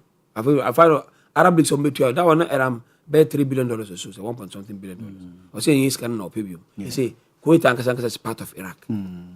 So American attacking is okay after that war, Gulf War, we did America realize say Saddam use certain gas be, na gas be from I'm buying no army fire, I'm grow abnormal nada. They okay Timothy McVeigh, okay Oklahoma City attack. He an protest say to communicate to the world, say something's going wrong with the army. I'm afraid not that. So since that time, America will say no, Arabs no, else, advancing beyond some of you know. Because I can show Arab movie, I'm not quite Jackie, a film, a Chicago's film, America for me and Sako Namako to Tunamako. Almost from the same, small guys. Yes. And after Iraq, almost no, Arabs are in this. Yeah. And the way I'm taught, so we just build ammunition and give to them. They are advancing. Yeah. So I'm just saying, no kunta kwasa SNE team kwa share at the end of the month. Justification by say, yes, but don't believe say a machine be so. Say team no banana some investigate Washington, they no matter machine they are contract. Movie, okay. And he still officer will be no quite attacking any people way. After that, now discover as say a nuclear weapon so Iran develop. And one thing I want for a team for say and say, Krobia on Israel and the Papa Bias or Middle also. America have more peace of mind. They will never allow you to grow in terms of security, military, and that, you know. Because almost who grow that level now, the threat will be on Israel. In fact, can it be Kwana, a movie, and you're all of them. The Arabs and the certain patients, and if you say it is a mandate to wipe Israel on that land, they shouldn't be on that land. So when American discover say, that a year nuclear weapon, if you say no, so to be establishing nuclear weapon there, and Israel is dead. Because Israel ni enemy biya wa Middle East the Arabs, you know, because of Jewish and Christians. So you know, it's not a Christian Muslim thing. A Jewish Arabs issue about land. Yeah. And share any religious by I am say no. Yeah, Muslim Christian. It's not Christian. Israel for me Christians. Yeah. Majority of Israelites they believe in that Jewish. Also Jewish religion. Yeah. And because of that, America ain't allow Iran mamonye. So when Iran started doing it, I'm community be since okay, Ahmadinejad, Matisa Crown so yes, Ahmadinejad. They say yes, they are on the confirmation say yes, nuclear weapon. Name I'm nuclear energy, not nuclear weapon. And America say America expect no. So when nuclear energy now, who nuclear weapon by default too. Because converting the nuclear energy into nuclear weapon, it doesn't take up to 1 month. Easy. Conversion 1 week you can convert it into. Okay. Samaja to some nuclear energy to ask the end of nuclear weapon. Okay. And I'm pursue almost na ye to be na as a sanction. Only can say so far by 17 sanctions American they are to Israel. But we can say America wo de ho what to krum no bi so tiri krum. I don't know you be that's what tells us we are seeing fair. Yes. And then says we are seeing fair. And America also feel said they are doing to save the world because Israel Iran for nuclear weapon. And yet Israel don't want to safe even to a country like Saudi Arabia and co because of that Shia Sunni rivalry, you know. When I'm say so also change comment about say that okay Yemen interquire with Saudi Arabia. I'm of a believer say Iran use Yemen as proxy to fight France Saudi Arabia. Yes. It have to take Saudi attack Yemen Sana Yemen bad down. Yeah. Sana moja. So Iran, I mean, if Iran opposes a nuclear weapon there, that enclave, no, and ye is more. So last minute, Nancy, I want to for say, "O mind no cry a day, never boy a day, among your peace, and among your demonstrations." And I had to let Ali Humain more a command say and coach in your coach SS Bamu, never by 1,000 or so in Kumum. And the Trump say, "More nuclear weapon, come on, is it never going to be Zoa, Namusa Kum, and to attack you." Then so they step in. So they can say, look, because of the way Iran here, there are certain minority tribes. More Iran, so the Azeris are in Iran, they are in Azerbaijan, the Kurdish are in Iran and in Turkey. And the Sankrofo means so more in Kontaka. I'm take key, they see Libya as a yardstick, as a president say. Libya, you break Libya, he is around a free on. And the Tariq for not descendia, Ababe rebels, Gunguma. I'm the Kuna say, I'm Ghana for you. That Tariq for whom I say me a friend, I'm your friend for. I'm say friend, we are from Tariq. I'm more between Libya, Niger, and Algeria. But only now we are minority group. And they break Libya, and become table say they want to form a more. Gaddafi free Libya. Yes. Okay. And we are two, so they want to form their own state. Okay. The money in some areas, you know, more fight on necessary. The money say yes, I'm Iran. It affect the Azerbaijan, the France, Turkey, because this group, no, and Iran for suppress them. When they get their freedom, I'm better attack those areas. So Recep Tayyip Erdogan, lead the delegation in trying to intervene, and then Netanyahu also was to Trump, Semasa, who did your professor as a man. When they bet in my former nuclear weapon, and when they've done it, yes, already Hezbollah in Jordan and Israel issues, and Iran are supporting Hezbollah because Hezbollah are Shia inclined, a whole lot of issues. And there America echo to bomb, give and take, say, yeah. Now the mad in a huna ever affect your economy, say. And I'm saying Iran cannot fire from Iran. No said in Iran, but fire to America. To America and to Israel. No, because Israel more direct. But America the more. Jordan our systems it may prevent Iran missiles. The Americans also have bases. And America will bases Bahrain, Qatar, Jordan, Saudi Arabia, Kuwait. Yes. And Israel Iran will say, look, I can say to America all American installations, we attack them. The only time we are bomb Iran, they either send back to Israel and now Saudi and now whatever. And Saudi Arabia and nobody be called Dubai. Dubai. Saudi Arabia and leading negotiations for peace. And Mamusa Kasi on airport, on airspace for American to operate. So when the first bomb by Saudi complaining, second bomb or Equator Ramco, one of their big reserve. I'm complaining say we will not accept that.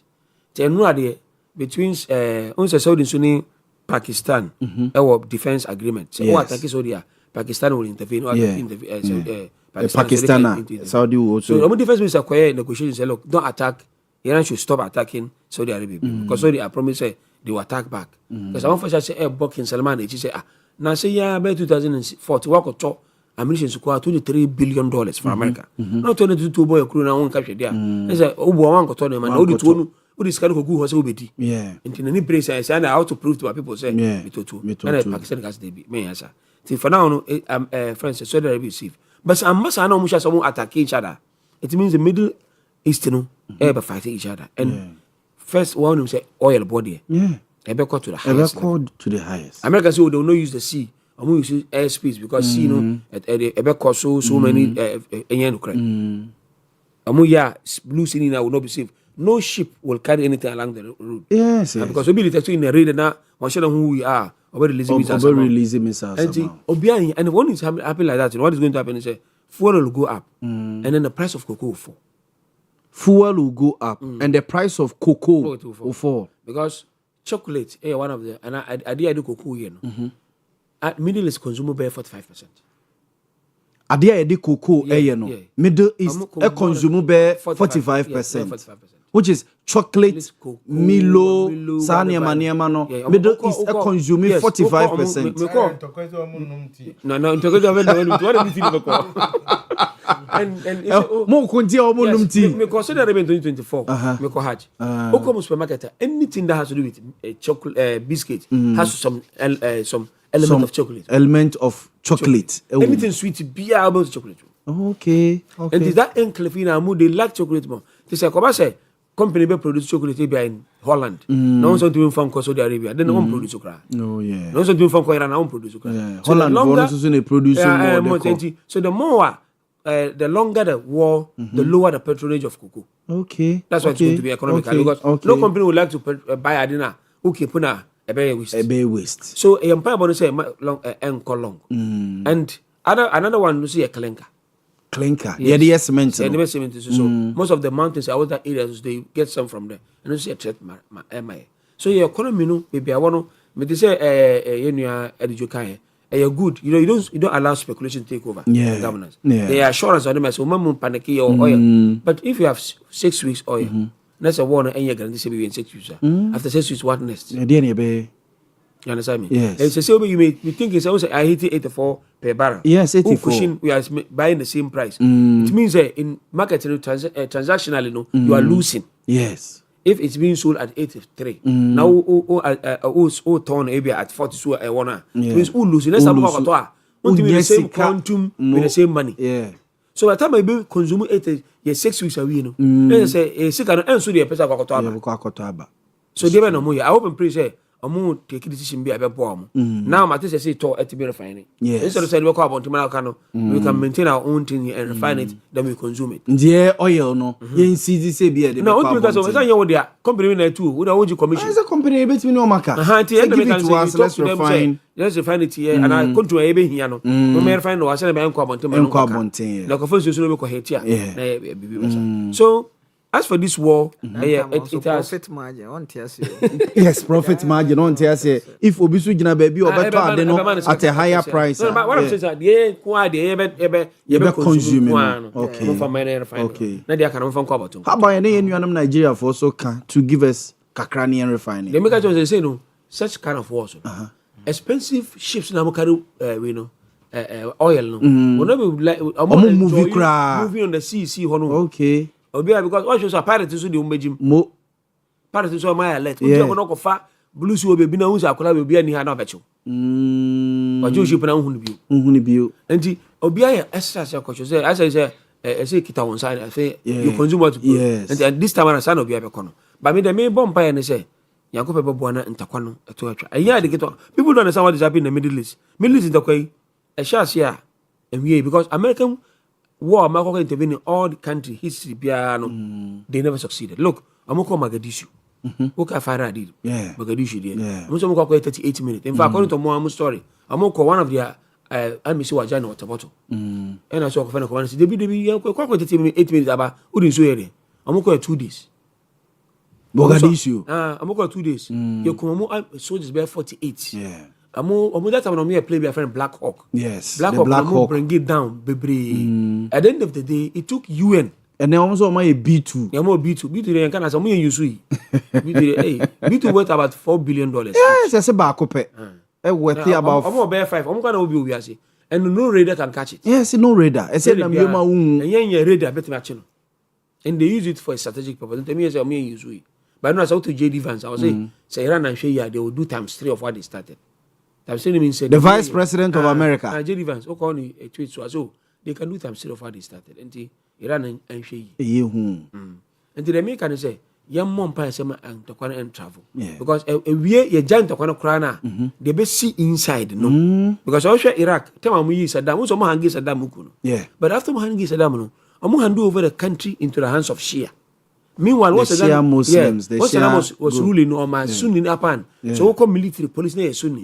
I'm wondering over my Shia. And Shia says a better venture. Some better venture. These old people are already armed. Okay. A report says any people after the overthrow of Saddam and more than Tamanaya. Okay. And now Mogadishu up to date. Of course, Somalia is stable. Yes. Minim maybe as a Vietnam in Afghanistan. And we are getting America joining for Afghanistan. Yeah. So be able to know idea mujan or on any other part and then talk about the rome. This time I'm sure I be so now move as we are Emra Middle East. Now one thing I answer you to me say the era of say I want to control the world it's not going to happen. It's fine gone. Oh, it's Obia sovereign state. Obia yes. This Obia who's any been a Russia quaya on Ukraine yeah. America is saying Africa see said the Russia and Ukraine and yeah. The Iran say. So Mr. Romo omunhwana pope mu mpeni for almost step. Amanfo suro say Russia, China do omo koje ade we mu a. Amanfo mu kajim. Look, people don't understand the geopolitics. These G7 countries or G20 countries. Obi biara no all contact against Obia. Obi go against him. Obi just oh the oya here but on kopoda. So I won't say bia Russia takwa against country bi. Na America buy to bomb Russia on yeda. Because the oya here masasho ntronkwa sa because omunim what they possess. Yeah. Omuni what they possess. Na say American try to say oh ono kasa be attack Russia no. Russia move the ship here friend of Poseidon. Yeah. That ship no or a bomb for friend of Poseidon no war a warhead of each one Poseidon or two. There was 70 warheads on it. Wow. A move on kakra bi the consuming baby ebe Alaska say me 12 Alaska. So they know what they each other possess. And they almost try to ya boa no shabaka so mita with you oboa. Odi o cheche hwe o kai Bashar al-Assad. Syria. Yeah, Syria. Russia say me deal with you ni betina ya ji ne kro to the quarters. Later he took a friend saying Turkey who say no. So move ni Bashar al-Assad they will come to him. Back is it a president of Maduro Venezuela. Say China for catch so yet Odi Obia no minimum for but such G country Germany, Italy, France. Oka so ta chambwa. They won't do anything. Matialaji. As I want to way Iran ne Israel ne Americans and some no and yedidi hon komo kakra ne nyina ye eje de tutu ye de hon de wo se ye afeyemra State of the Nation address Koko Eboya Eswati ena afi ayawaso East by election aftermath mame enko Vincent mame emra State of the Nation address President Nsemo kan ye ena Koko boy MPP for say Monza your friends say Koko farmers no ena ayawaso East amam for say ayawaso East no a message to NDC government say it is either say mo goodwill ni fedi na ma 10 out na manfo anko we 49,966 nipa 16,000 penny kwato aba but e bi so che say Muslim dominated area omo fasting mu nti omo okwa adwuma ompe dede mpe yi bia. Okay, that's ni akonya wasade abam ba could be or say government revoked 500 and something public will say. Yes, government revokes 541. Say anyone omanya na tufo bo. Say government President Akufo-Addo for nipa over 2,000. For 2,000. And Amobe Kipi 1,500 and something. Almost I think that they are very fortunate. And I thank the President Mahama say he have the sentiment of human feeling. Under Yura John Dramani Mahama. And Papa Nadia, Bijidi say Ghana for should thank him because he has come in as a father for all. Our meaning under 2016, I had my appointment, which was revoked. Sir, our Forestry Commission. In 2016, MPP for Nebam. Safumafo is the Safumafo, so Obakaya. Then time appointment by Safumafo catchre say Obia Obenya appointment be as I'm no more transition committee. Yeah. He said he will come and sack all of us. And Lord and behold, they did it. And he sack you free Forestry Commission. I am telling you. And sometimes some Paul Union say cast yeah, but I'm telling you, in reality, what MPP did to NDC, NDC has done nothing. The MPP for the year Mwemra Mobile 2016 no. Monye quarter. Are you crying to me And I know, say, President Mahama, I've come to understand him, say, ohunu ne say yen nyina o man papa. And unti no, wo kwa chire no wasua de bebre.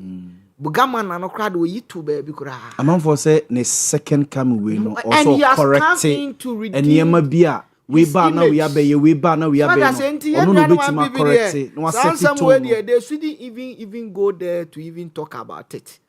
Because even at my workplace, me call me a bapa we na me call. When I went there, before a year I have seen said some of them which I have evidence based. Me as we sit here, come on.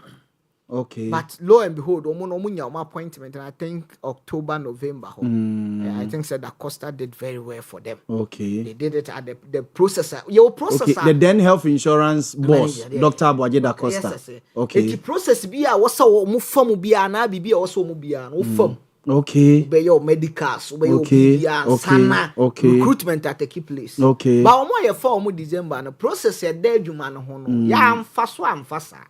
So what do you want to tell us to do? And what the amigiri say they are chair yenuanom and MPP I think say the right thing must be that my friend back Bank of Ghana no besugo me so sa lo and behold o masa afa no. Okay. I will say Bank of Ghana. Okay. Bank of Ghana crowd omo ele omo nyina all of them is back. Omo for omo nyina. Okay. So what I say, okay. And I think say ababi a say ade ba kwa wo say hu no say ma opportunity I'll take you over even a high way. Say oba for now your manager oba also hwe nsem. Yeah. And that is your core mandate. And you be hwe nsem a na nyame ya adom in terms of percentage out of 2001 or something. Almost 500 you who say mufa akotikwa. And you know one thing, some of them no na MPs no or personal assistant. Oh, sir. Yeah, time opposition. I know some of their personal assistant and MPs. Yeah, some of them no bomo assistant na bro and no be lines ni tuma. You see what they will say. MPs or more personal assistants no. They didn't look job for them. They didn't find job for them. No, did you much is sometimes you may go in and blame the government but in Garden over far for due process no process that was all fast. This is one fast process no one fast no man so I say you may think that the government has not been fair to Ghanaian. We were not Ghanaian 2016. One Safo Mafo, so go and look for Safo Mafo. He's stated categorically. Why be phobia? But by find a man and grow for shame, I bro lay you off. Am I a cotton effie? Do the office a payback time? What media one yet, President Mahama? I don't even credit him for that. But I show statement. So, and that is what I mean. Who say? On one side, I say he's resetting Ghana. I must say, that President Mahama said, why? Pursue because I wasn't happy. And it's a President Mahama we want to entreat them. Some media no more high. Ebi ana 20 ye did 25 years and 28 years new year no more. When they repeat this, some of us will hold them accountable. It's Paul said 4 years and now say Paul and now no Paul. What is he going to say to convince, especially Tikumasi Juma business. We go to China for goods. And the dollar stabilizing. Now I say me, I will steal some people. Who are Ghana ni no Juma koso. Now do Juma your politics. Now what say you've done a very idea me how to even put it. Why idea one minute. And now one fan no one fan quite because me upon doing politics I see my work as the best thing for me. You can say do a Juma among yourself. No, nothing of that sort. Because government will go, government will come. You may answer, people don't understand me. Politics, I don't do politics because of say I was say minya bibi. I was say no, I don't have that intention. Because meaning say God has given me wisdom, knowledge, and understanding. I was say me the bomb Abraham me the society. So what I say? Enunti say oh ya wajuma ababi aba dollar aba form wajuma ekoso ubi bi ekoso se me MPP ni. Then you go and bring your government and your dollar will be shooting and it's been jangling and wajuma sa begua. Now why one hour there. Meanwhile, your government will come and not feed you. It's immediate. Until I'm because politics na ye no. Emre do say you mubi owa when you get opportunity, you have to educate the people. Sa baby bana wajuma ekosua. Son who's son soro. Sene beya usu benya sika ko bottom. Because when there's change of government, Paul Muti hai, enemy meti hai, say government, you know, the front line, we will get opportunity. But who no business, no, you look at the government intervention, what diaba, diabe sustain it, and I sustain that government. It's yeah, I don't think why.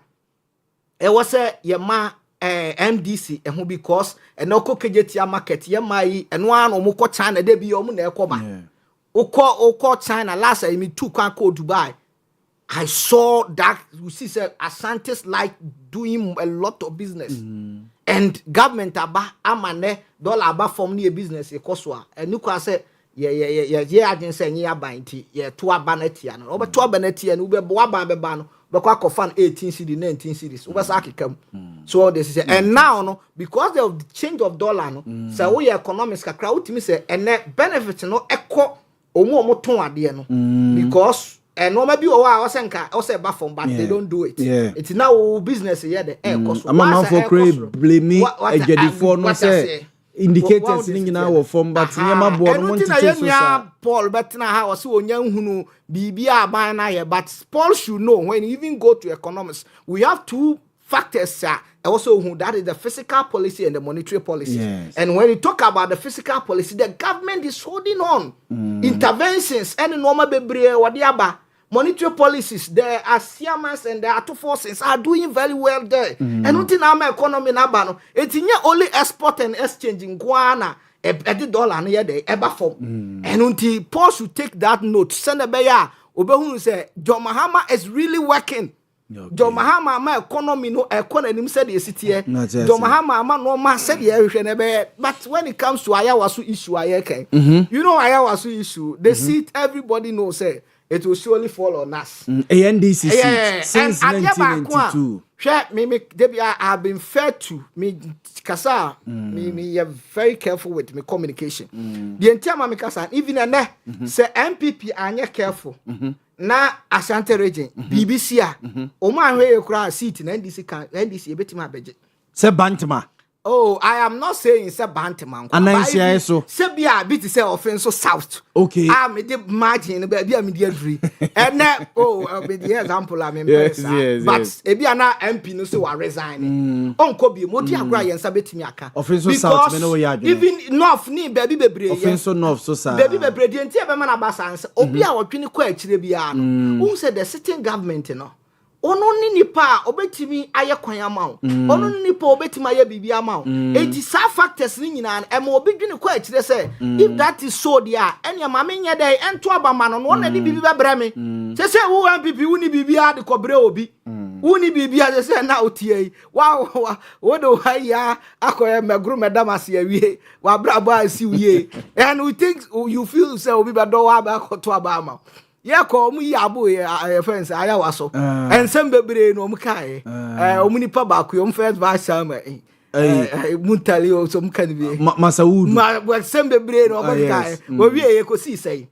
And you know that almost the incumbents in a bully or oh, the Sunday one while I didn't walk on it was a because any day we nipa once you have that power no dey na dey be and yet the yanko ya was so we gone we couldn't kill we couldn't do anything ya ma bibia na o se nka muku nipa oh that them person say yanko nipa ya anya hwe ye a peaceful election enti we say what ya no kasa asumdie ni o man ni mu na Ghana hoto ni mu a ne ya refer no sa ya was so kra no dey na mudi see mu bu nipa ma nipa wi and the NDC because of John Dramani Mahama ni security ya tight no ball man no ya to abani wie ma even mo were kra no ya ntise bia ye de ati okay eti wo mpe we na apede mate enti ba bia ye nam ne ba bia ye ko ne de minua no wo mpe so mo force a mo ho ya akono na koko no so na no meti o mo se John Mahama yetimi dress Yaw Boamah ema no ho be ya akono de a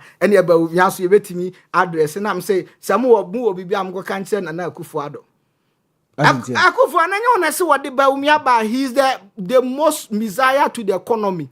Ah, the economy ni bibia share. Say na do anko bon ho musuo anko yes o ye economist. Enka menya so se wonya sa 38 as a 40% no.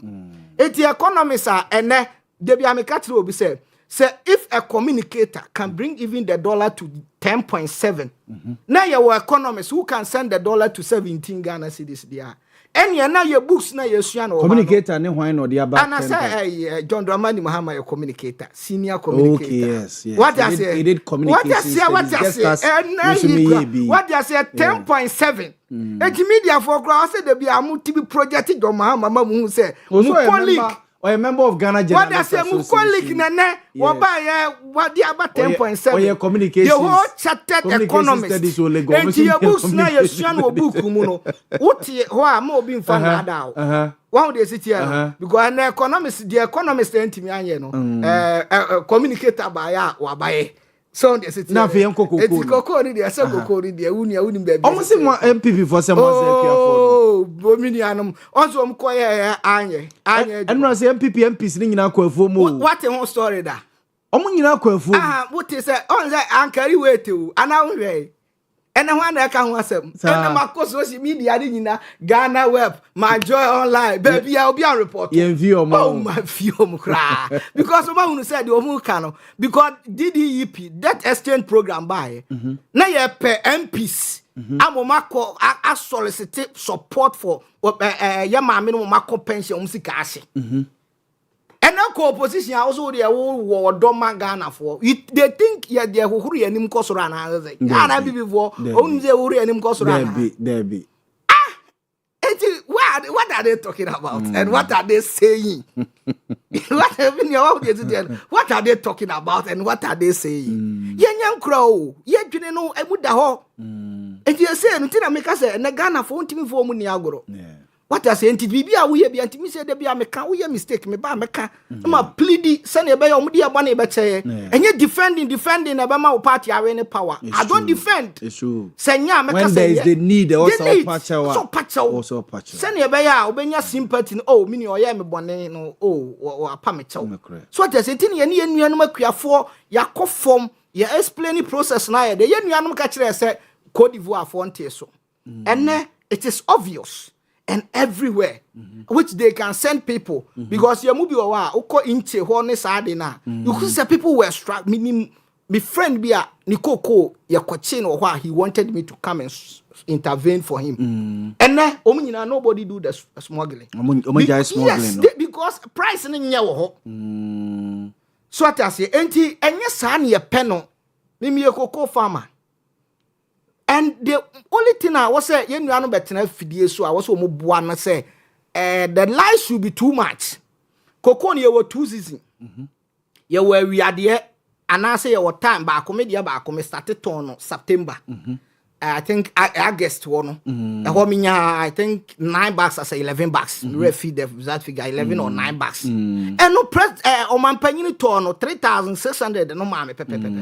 But we are there, not say we are the any pra sono. Yes. Send a bay, I know say me, I think $3. So what I say, and no one some buy ye can was me. Okay. Anything in all things being corner, so measure even performance. A full cocoa ya to almost 70%. I was at 3,600, no.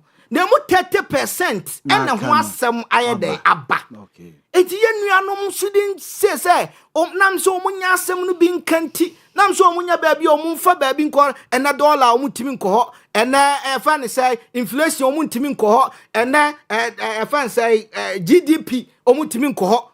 And they say your book could anaya wintika crabia. That is where it's not so washa. And before message, you know, you be jata my money. Cocoa, you will be sukram one who say cocoa for domoama. But did he pie or buy on a net radio so? And cause yan sa any Mate. But and there, who jaffi the any manner. So be see a canas or the cocoa for ama. Abrana pensioners.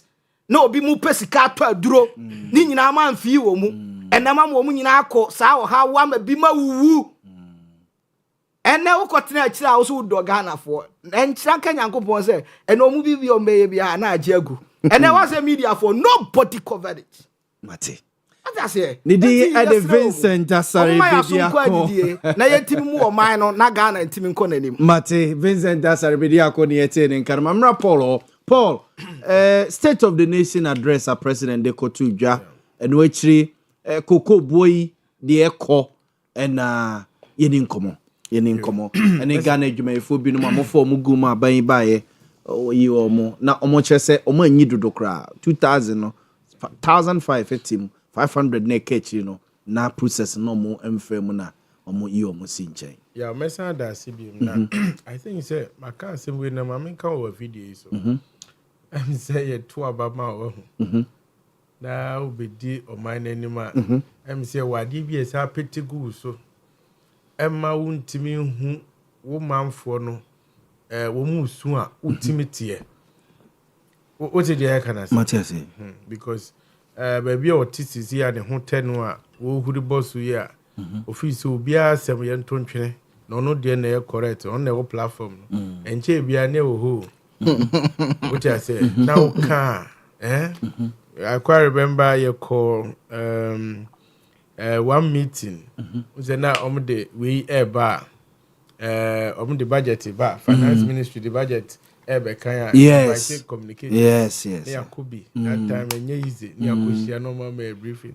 it assemble come be say omo ne say enti munim say this year election year there and I must say government are say for any additional budget wanya bibia what you say and they were all amazed me business as go bia is yo omo fa normal hey election here you didn't request for any additional funds amount for super perception says you can't share mun kwa ho na election year de jagum na mo sisai munya bibia ngum ye nkwa no we za akahwe enu ina to me nui. It's as if say NDC victory no abona adwiri mu dam. Ema obi asem bia woka bia ye nkwase asem ma no. Obenya krampa anke ye nyina ye mpam ye nkogu akire ho because ye sem fatase ye kabie. Oh there be. That's how it is. I'm telling you, and I'm not referring to him. Ono there say one person what here. That is how the NDC it seem now. Say, yeah, too about so we don't even qualify to even share ideas. And that the about comes to be no, a woman, ya dear mom, yenja woman, not don't baby or money. Thomas Mujaka do doma. Economic issues there, and ya dear that form. And that, oba, expectation de mauno, as so. Yeah.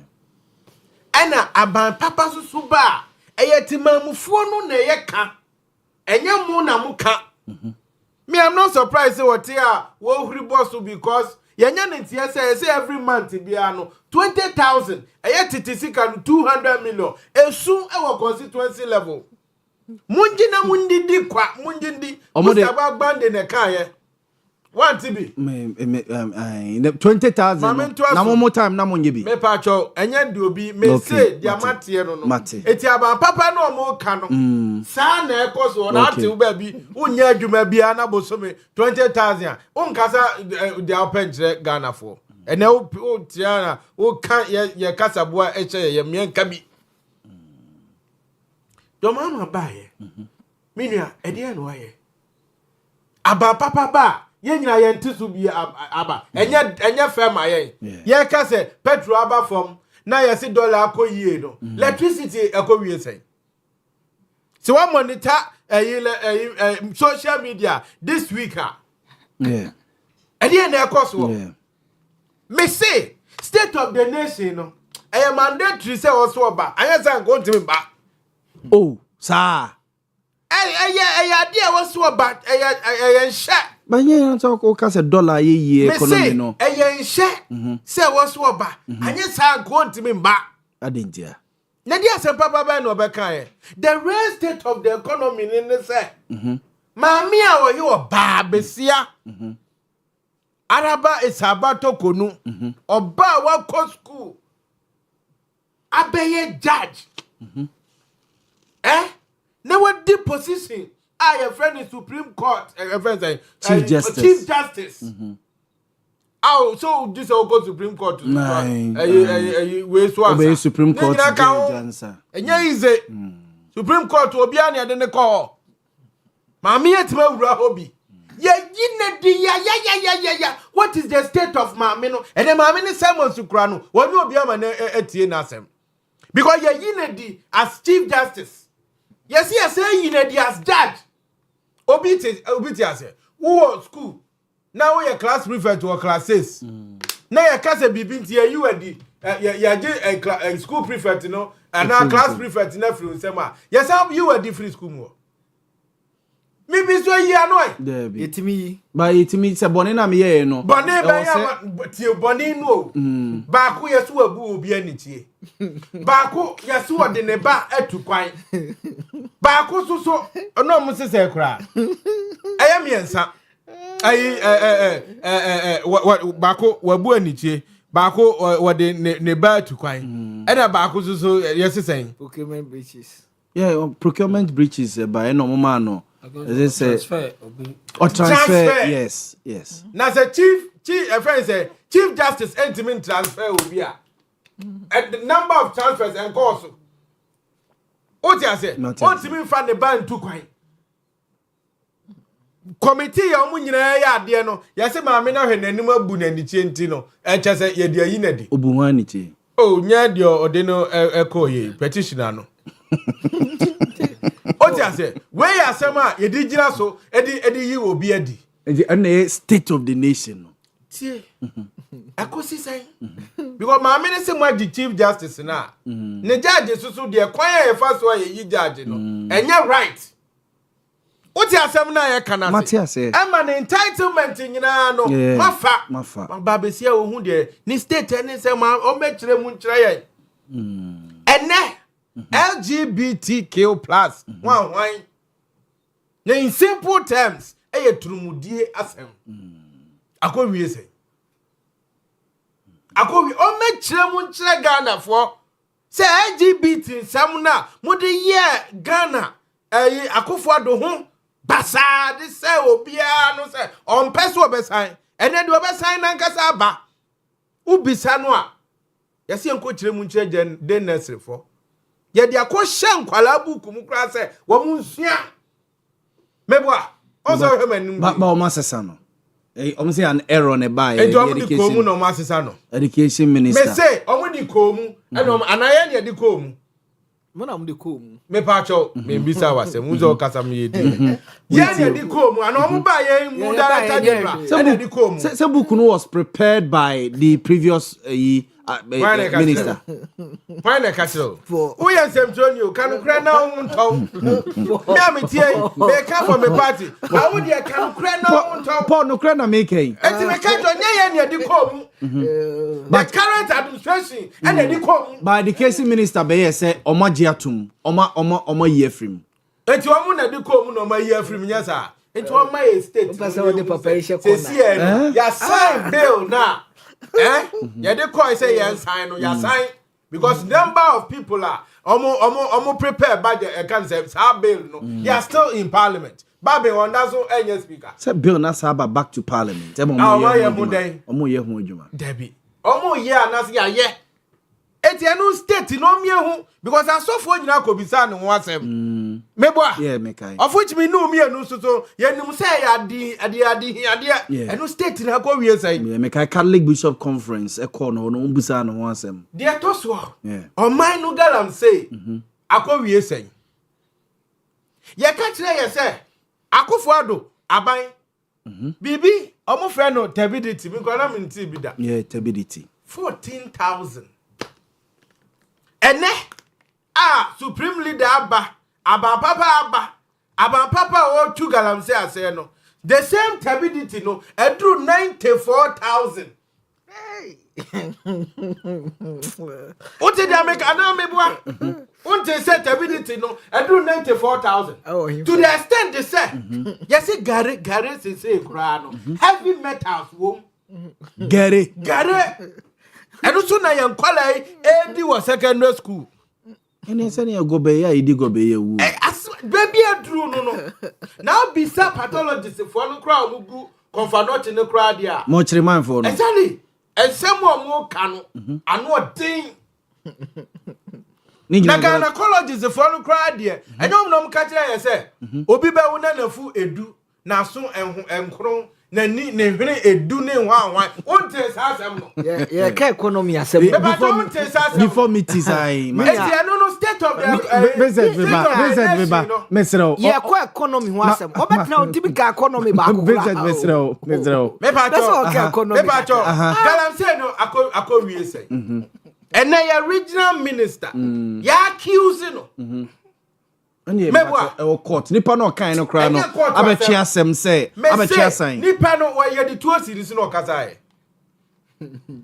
ye the 2 series so and now bisa your original security coordinator Captain Jabari ni own deputy liaison officer your friend Samuel Nso o say okwachi galamsey yasibi ewo mining site odu ya no na ya frame ya bechi wonu mom because that site no it belong to Captain Jabari oye national security coordinator eno de mini adanse na me ka kire wo mini adanse me ka se for wadanse bra Martin so wadanse mini adanse onu ananu masemo mini adanse o kana me nyina ho Jabari no so ka kire ye se atuma kwahoma NDC constituency chairman ultimate the national security operatives Eko Bowragana Captain Jabari Kandabe. Oh, bear 1 week ago. Sir, so munyina omuntu.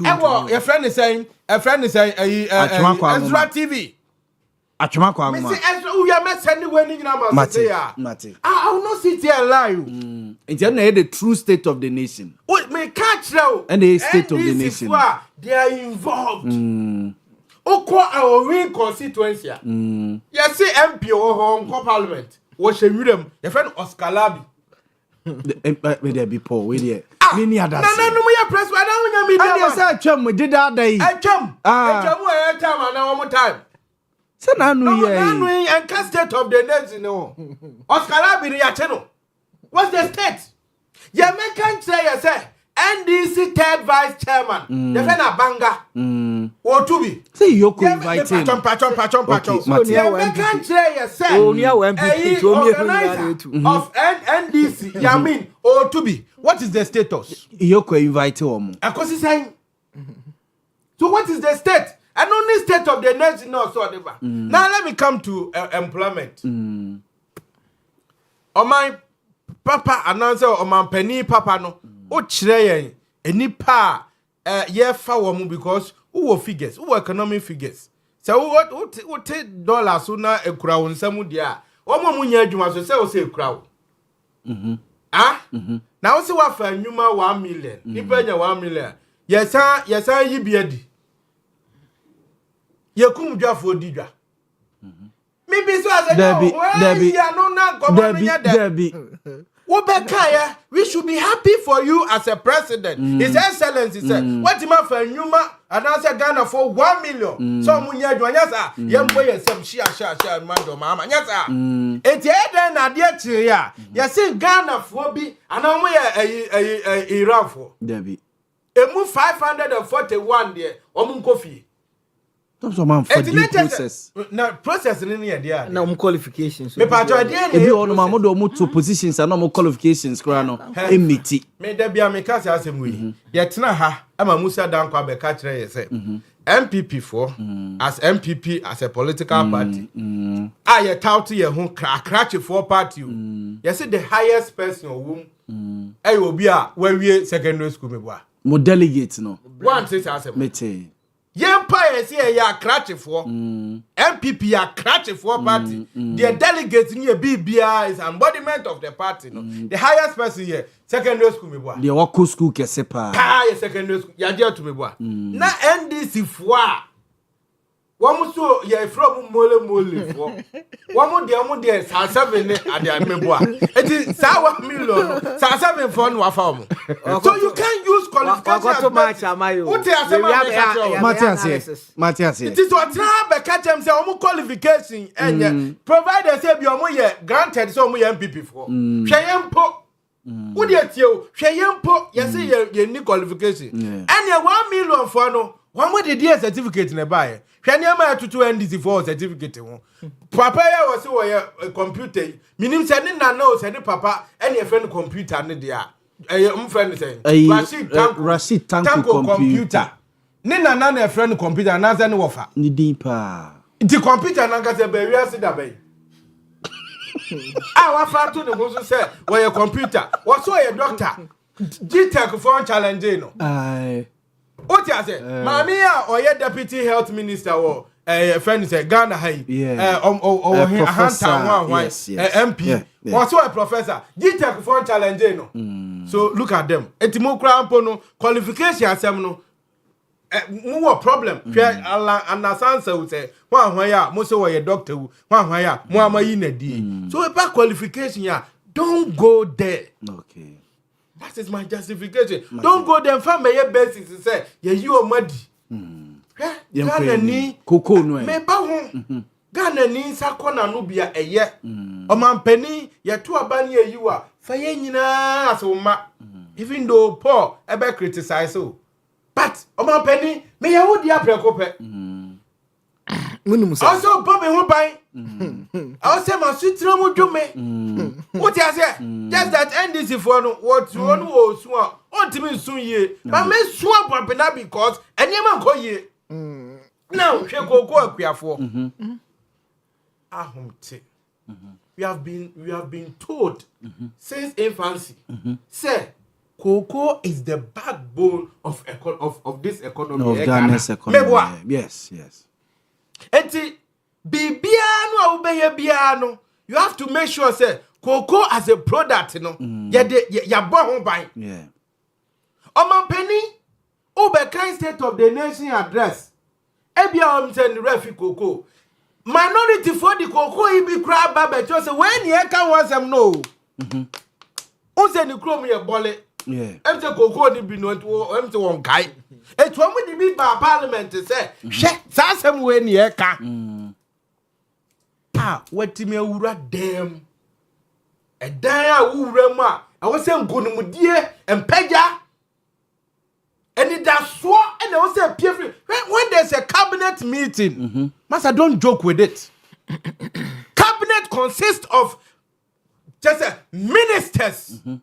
Ye trimuno, and I am Susiemuno, and I draw my and Susiemuno, or my dream do, and were formed as cabinet, including himself. So mu read them no mu pieba. It's expected say something ever may a bra bar cosro. A peja and I was a pieba. Look at the information that came out.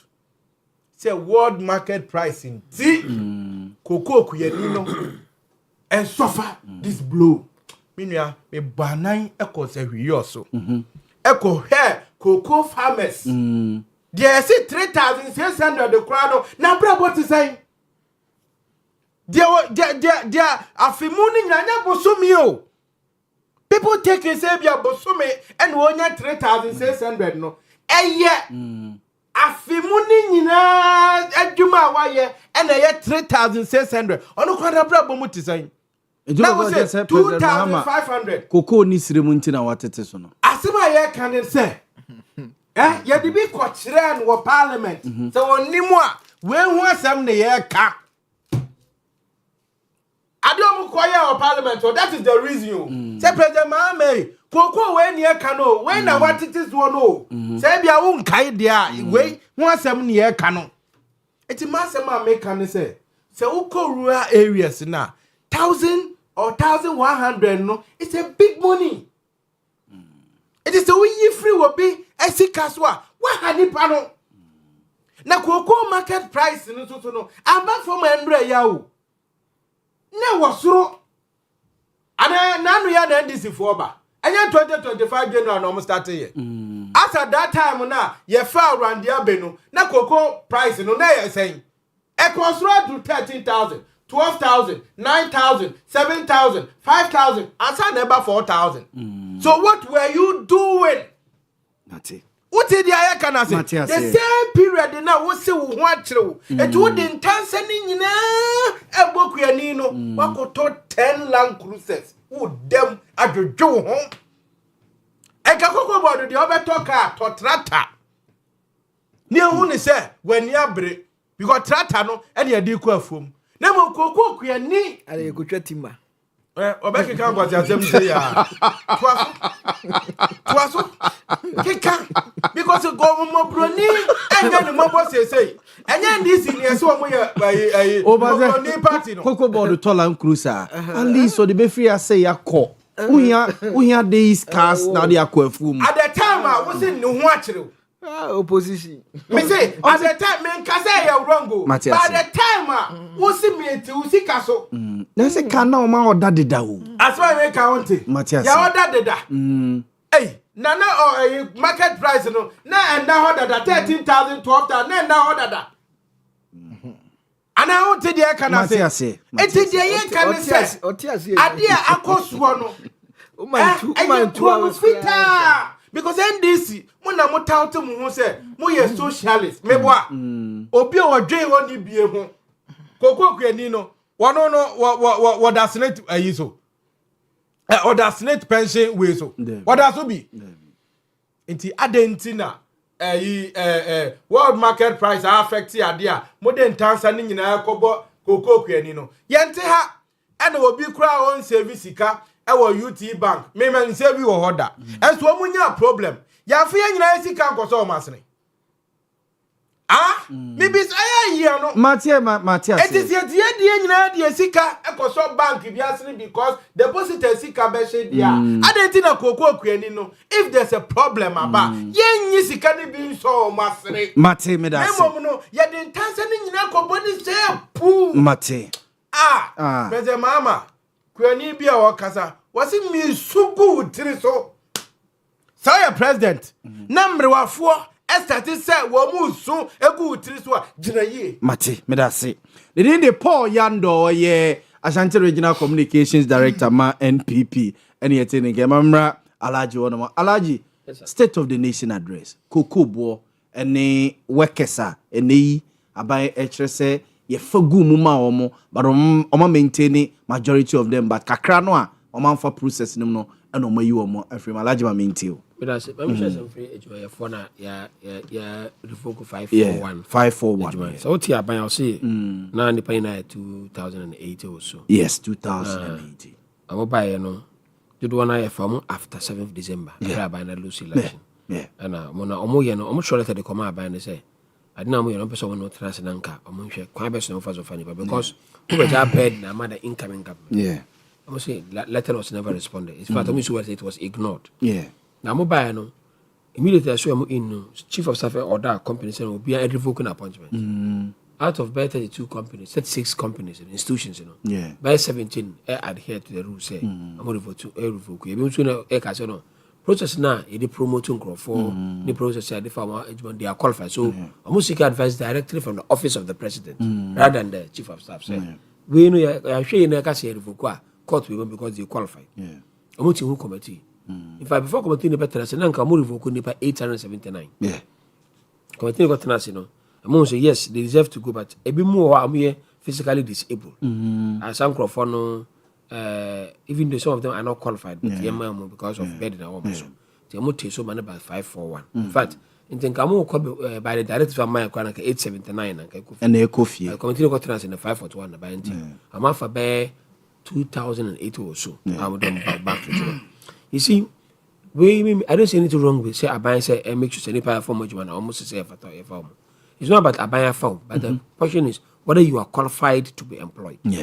So what matters most here is your qualification and the timing. Because I mean, like I said, we require a special assistant. Me never, but it's a so convincing. I don't know. All of a sudden after. Ya to about we are all out no over by 2,000 workers who promoting the page one and people ask questions and we in every government by you this is the first time I make reference to 2016 or no appointment of forestry commission but they were all restored. But Osha one uncle be na say we ono ahead of so Osha Alaji first say transitional act 845 act 845 and no name say we are not adherence because Osha act na ka say 3 months before election. I was be prepared handing over notes. The administration got to prepare hand over notes. That means take any serious decision. Be abused. There be closing in your document. Your file. Yes. But yet, even after election, now I'm for a good so far. Because is it I would say this guy Auditor General after your mama Yoko. And I find it. I'm for crack. I say. Daniel Domlevo, and then is it Shraj, and then NCC. Yeah. And I remember saying before complainer, Mama spokesperson, responded so say government is continuous. And I want time so they were giving a mandate from 7th January to 7th and 10 years with I'm fanasa. About about first liability. But the point is that I was a mayor acting in Juma. Nipa don't find Juma. One Lucy we are saying, and you mean a movie to our canon, or say cinema for you. Okay, I want to go for us living. You pass this a single spine. Yes. Yes. All living so my actors say implement. No sign. They implement it. So all job bed in the mamma. Miss Banner said, Mr. Moore, 1 year, and I'm organizing one implement. And if we adhere to the law now, sign him in NCCs. And a best I know say, we buy no upon we ain't gonna afford. So, oh, but up on my feel it, I say, many are mere part of the system. And then also in the part. No, Ghana, they are share with peace. But mine say 2,000, and if I find 41, I say, you're conformable. In Accra, and you think Ghana will be peaceful. No. And it's only be extra cautious on some of these things. It's true. The upon you know, and the right thing, they also find also fees or anything, but the point that now go by the law, Kawina and to me visit all the mechanism. With the price of cocoa. I say, the idea politics. They say as of today, cocoa price and number 2,800. No, don't be so fine. Because people are investing into steel now. And to gold, because gold price is rising. Because gold will be there to next 1,000 years. And yes, but okay, also preserve cocoa for that. Or your company not to go to chemicals will be used to crop preserve and another cost for production. And I don't know when this in some honey baby now or your production. And everybody's going into gold. But you see, the point is that you go price na eba form no and you the price on eba form na a product. We say you take advantage na fan support about 4,001 kasi ni 15 series and say you talking about 60,000 plus. But about 4,001 see this is strong and better 10 cities. And the level about 4,600 and so another with the become different platform say you can reprobate and you can approve the reprobate. And to myself see the very strong. No say be to say for now. See the strong baby why we obey the disadvantage. You have to pay for. Yes. I don't see this strong. I must kind of so at from. But we can what happens to you say government a one. If you are making a windfall from gold, you find and cushion what is happening in their friends and And then the president I can say oh pacho they buy that they were sure more of good price and but you see one thing is amazing is that about any categorically on what we call by floor price. What's automatic adjustment formula or floor price? Because the JNPC Act on automatic adjustment formula no. I'm up floor price. I'm setting every say 2 months or 6 months. Because so depending on the price of oil, you must be turning below this price. So okay, this is it Star Oil and Goil. Yes. If I turn further below, you must adhere to the rules. Yes. And if by now we name the floor price of cocoa. And yeah, because also cocoa farmers say, look, I had the cry. You can see a ton below this price. Some cocoa I had the cry that say they are better. Okay. So go to say floor price go 5,800 here. Most of me do cocoa. I had young talk rano. Me and 10 bucks 5,800 times 10 there. Mijimsika. But I know so become on your clay. None of them share bar. We grab a akasole and I'm from Kojikalem site. No, I come back and do some customer. I think the government to give people encouragement, you know. When you build a floor price, you see. Because a government still have a good bill. Some for BBTS, the took on Corans, educate among for church. Look, you need the term of price look for Nipa Etias. Among ceiling with a floor price. Look, price at that time, that would be the lowest you can sell. And the family also, he said, we could do no. I buy that disappointing crown and maybe 5,800. I think that will help. No, some people also so I go show Valentin boot say. I'm more careful.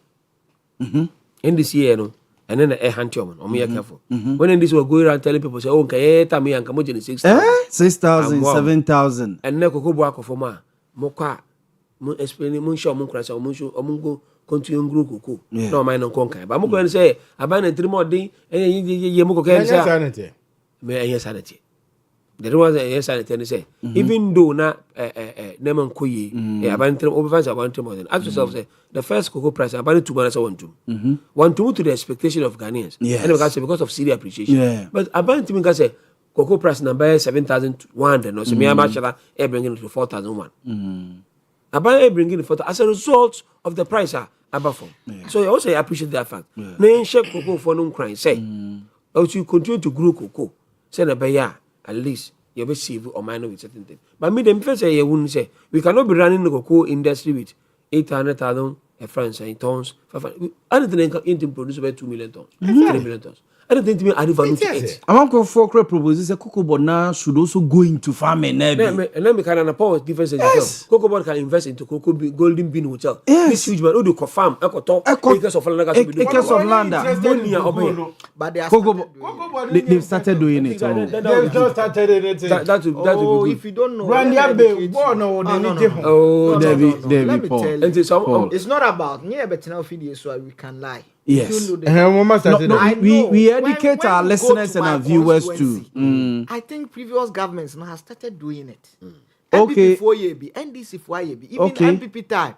Often so bones you imagine more than 100 acres of land. Yeah, NSS there no.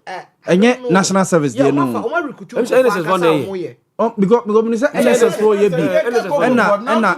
Cocoa board. Where cocoa board? They make a cocoa board.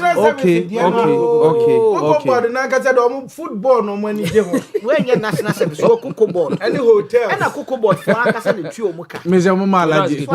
Mate. Maybe say they should widen say you na be produce bi as cocoa board no. Say your track record be say okay Chasuchi Kata with GMPC. Yeah. You invest into farming. Yes. Let's have investing into communication. To make sure say look, GMPC international oil and you can make money from other and you can do it. Cocoa board creative farm say cocoa board farm. Yeah. To produce more cocoa. Obi ntimi ntinsim ko di guarantee ho. Let me make money. Now just say any item produce 50% of you add value to so you have go there. Akwatena phone na nya ban dia. No by farming. In Burkina Faso so are doing farming.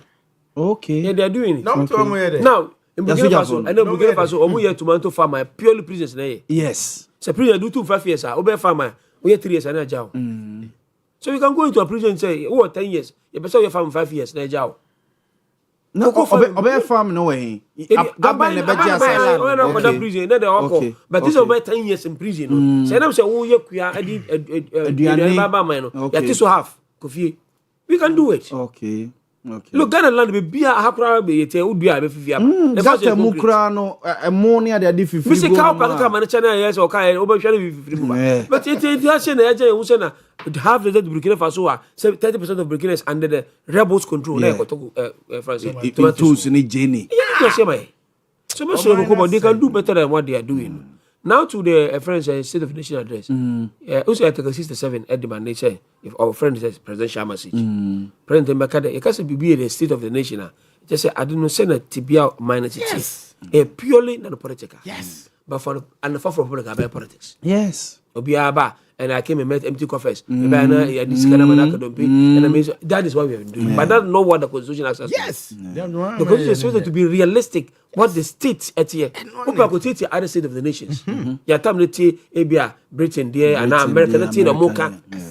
Yeah, then the politics to the back say ready budget. Yes. Sometimes the state of the nation you compare budget there's no difference. Trona. And why? Cra. Ke state of the nation dem ko say by partisan team be obi beteleza say o man pa ye man be bia ko do ni. That is all. Me buy me beto bia 1,000 kilometers of roads. Yes, me so me ade say. You be kebe me say no kra na wo kan we dey politics. Amaso a. Because I come say state of the nation dey o ka so amaso dey a. I say I say budget na. I say e be ka say rally bi na ba be. Eno it's not happening. Okay. What? Me ka say be na dey go pass. But those government after government, that is how we be running our state of the nation. But let me say, I dare me can't afford the government, the state, and no Ghana. They say our dollar, Syria to dollar is appreciated, but we fail as a society. Say you be taking off that inherent inflation mindset away. Exactly. Because it's mindset they say you intend about boss okruma. David. Open my dollar number $1 $1. Sa dokono 7 cedis na beton. Yes. And so my fault. Yeah, ni Ghanaians. Yeah, Subai Yando mu fort. Yeah, upbringing. Yeah, Subai Yando mu fort. Now because some of them are so much. Governor Bank of Ghana can say, can move it to reduce even policy rate to even 20%. But because of that inherent inflation, now what's the policy rate? One person with the almost 18 or something. Some with the 15 or something. Ama other banks na AJB. 18. Now, I read this. One person with the 11. Yeah, 11.5. Inherent inflation. 15 bill. Yes, but if one person want to buy 11, maybe they did 13%. Okay. And the crime but because of that inherent inflation, you see, interest, who calculate interest plus anticipated inflation. Inflation. And they say, the rest will go over there too. And that's what I said to one. They say 1,001. Or count with confidence. If it's not BNC, nothing changes. But no, I see what 1,001. And you say, maybe sorry to me. Market for people come say, I'm for todo. A lifestyle. And to me, make so much to me, Hodi be go say, Abadodo, Mfengo, no. Me brother be me brother be a call initially, no one. I'll come to iron, and I'm more price man. That I was 6 or 7 pounds. I say, per country. So, me do say. I was never my John Drew, Salamitono. And I can say, okay, you're Conchinchi. Ojinchia, Sunday market.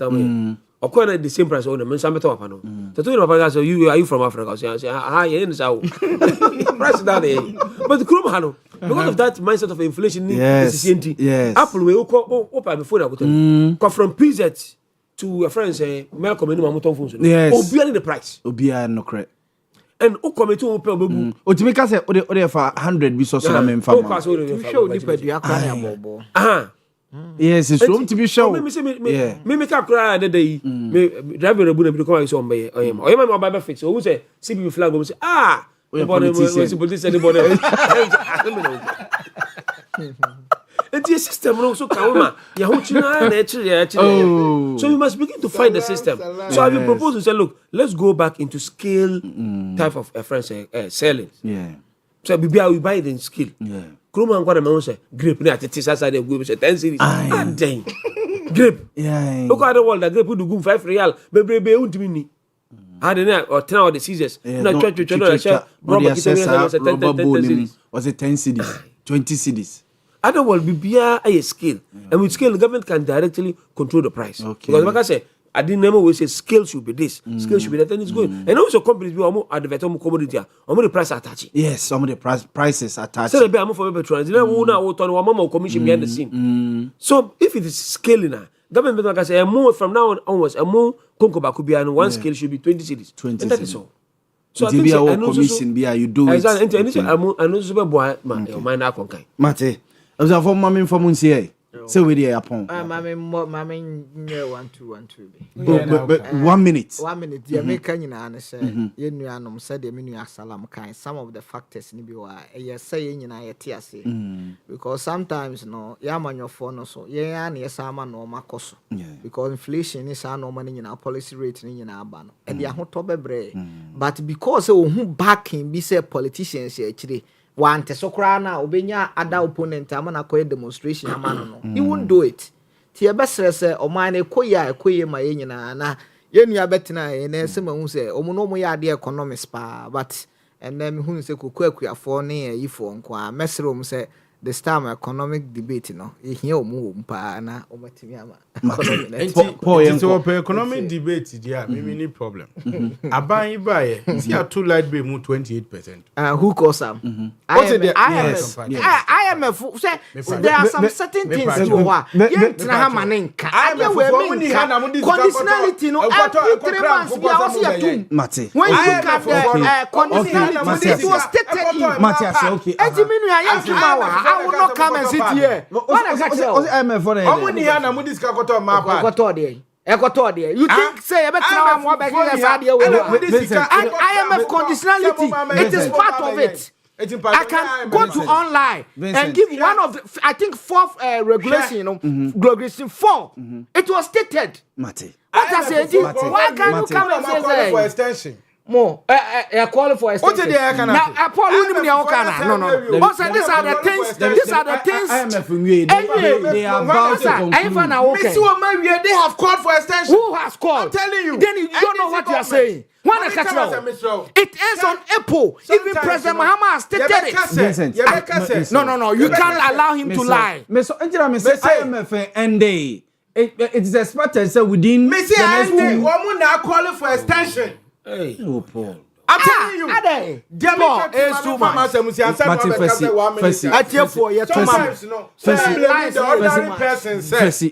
Until the prices so. Who buy? I didn't want to electricity.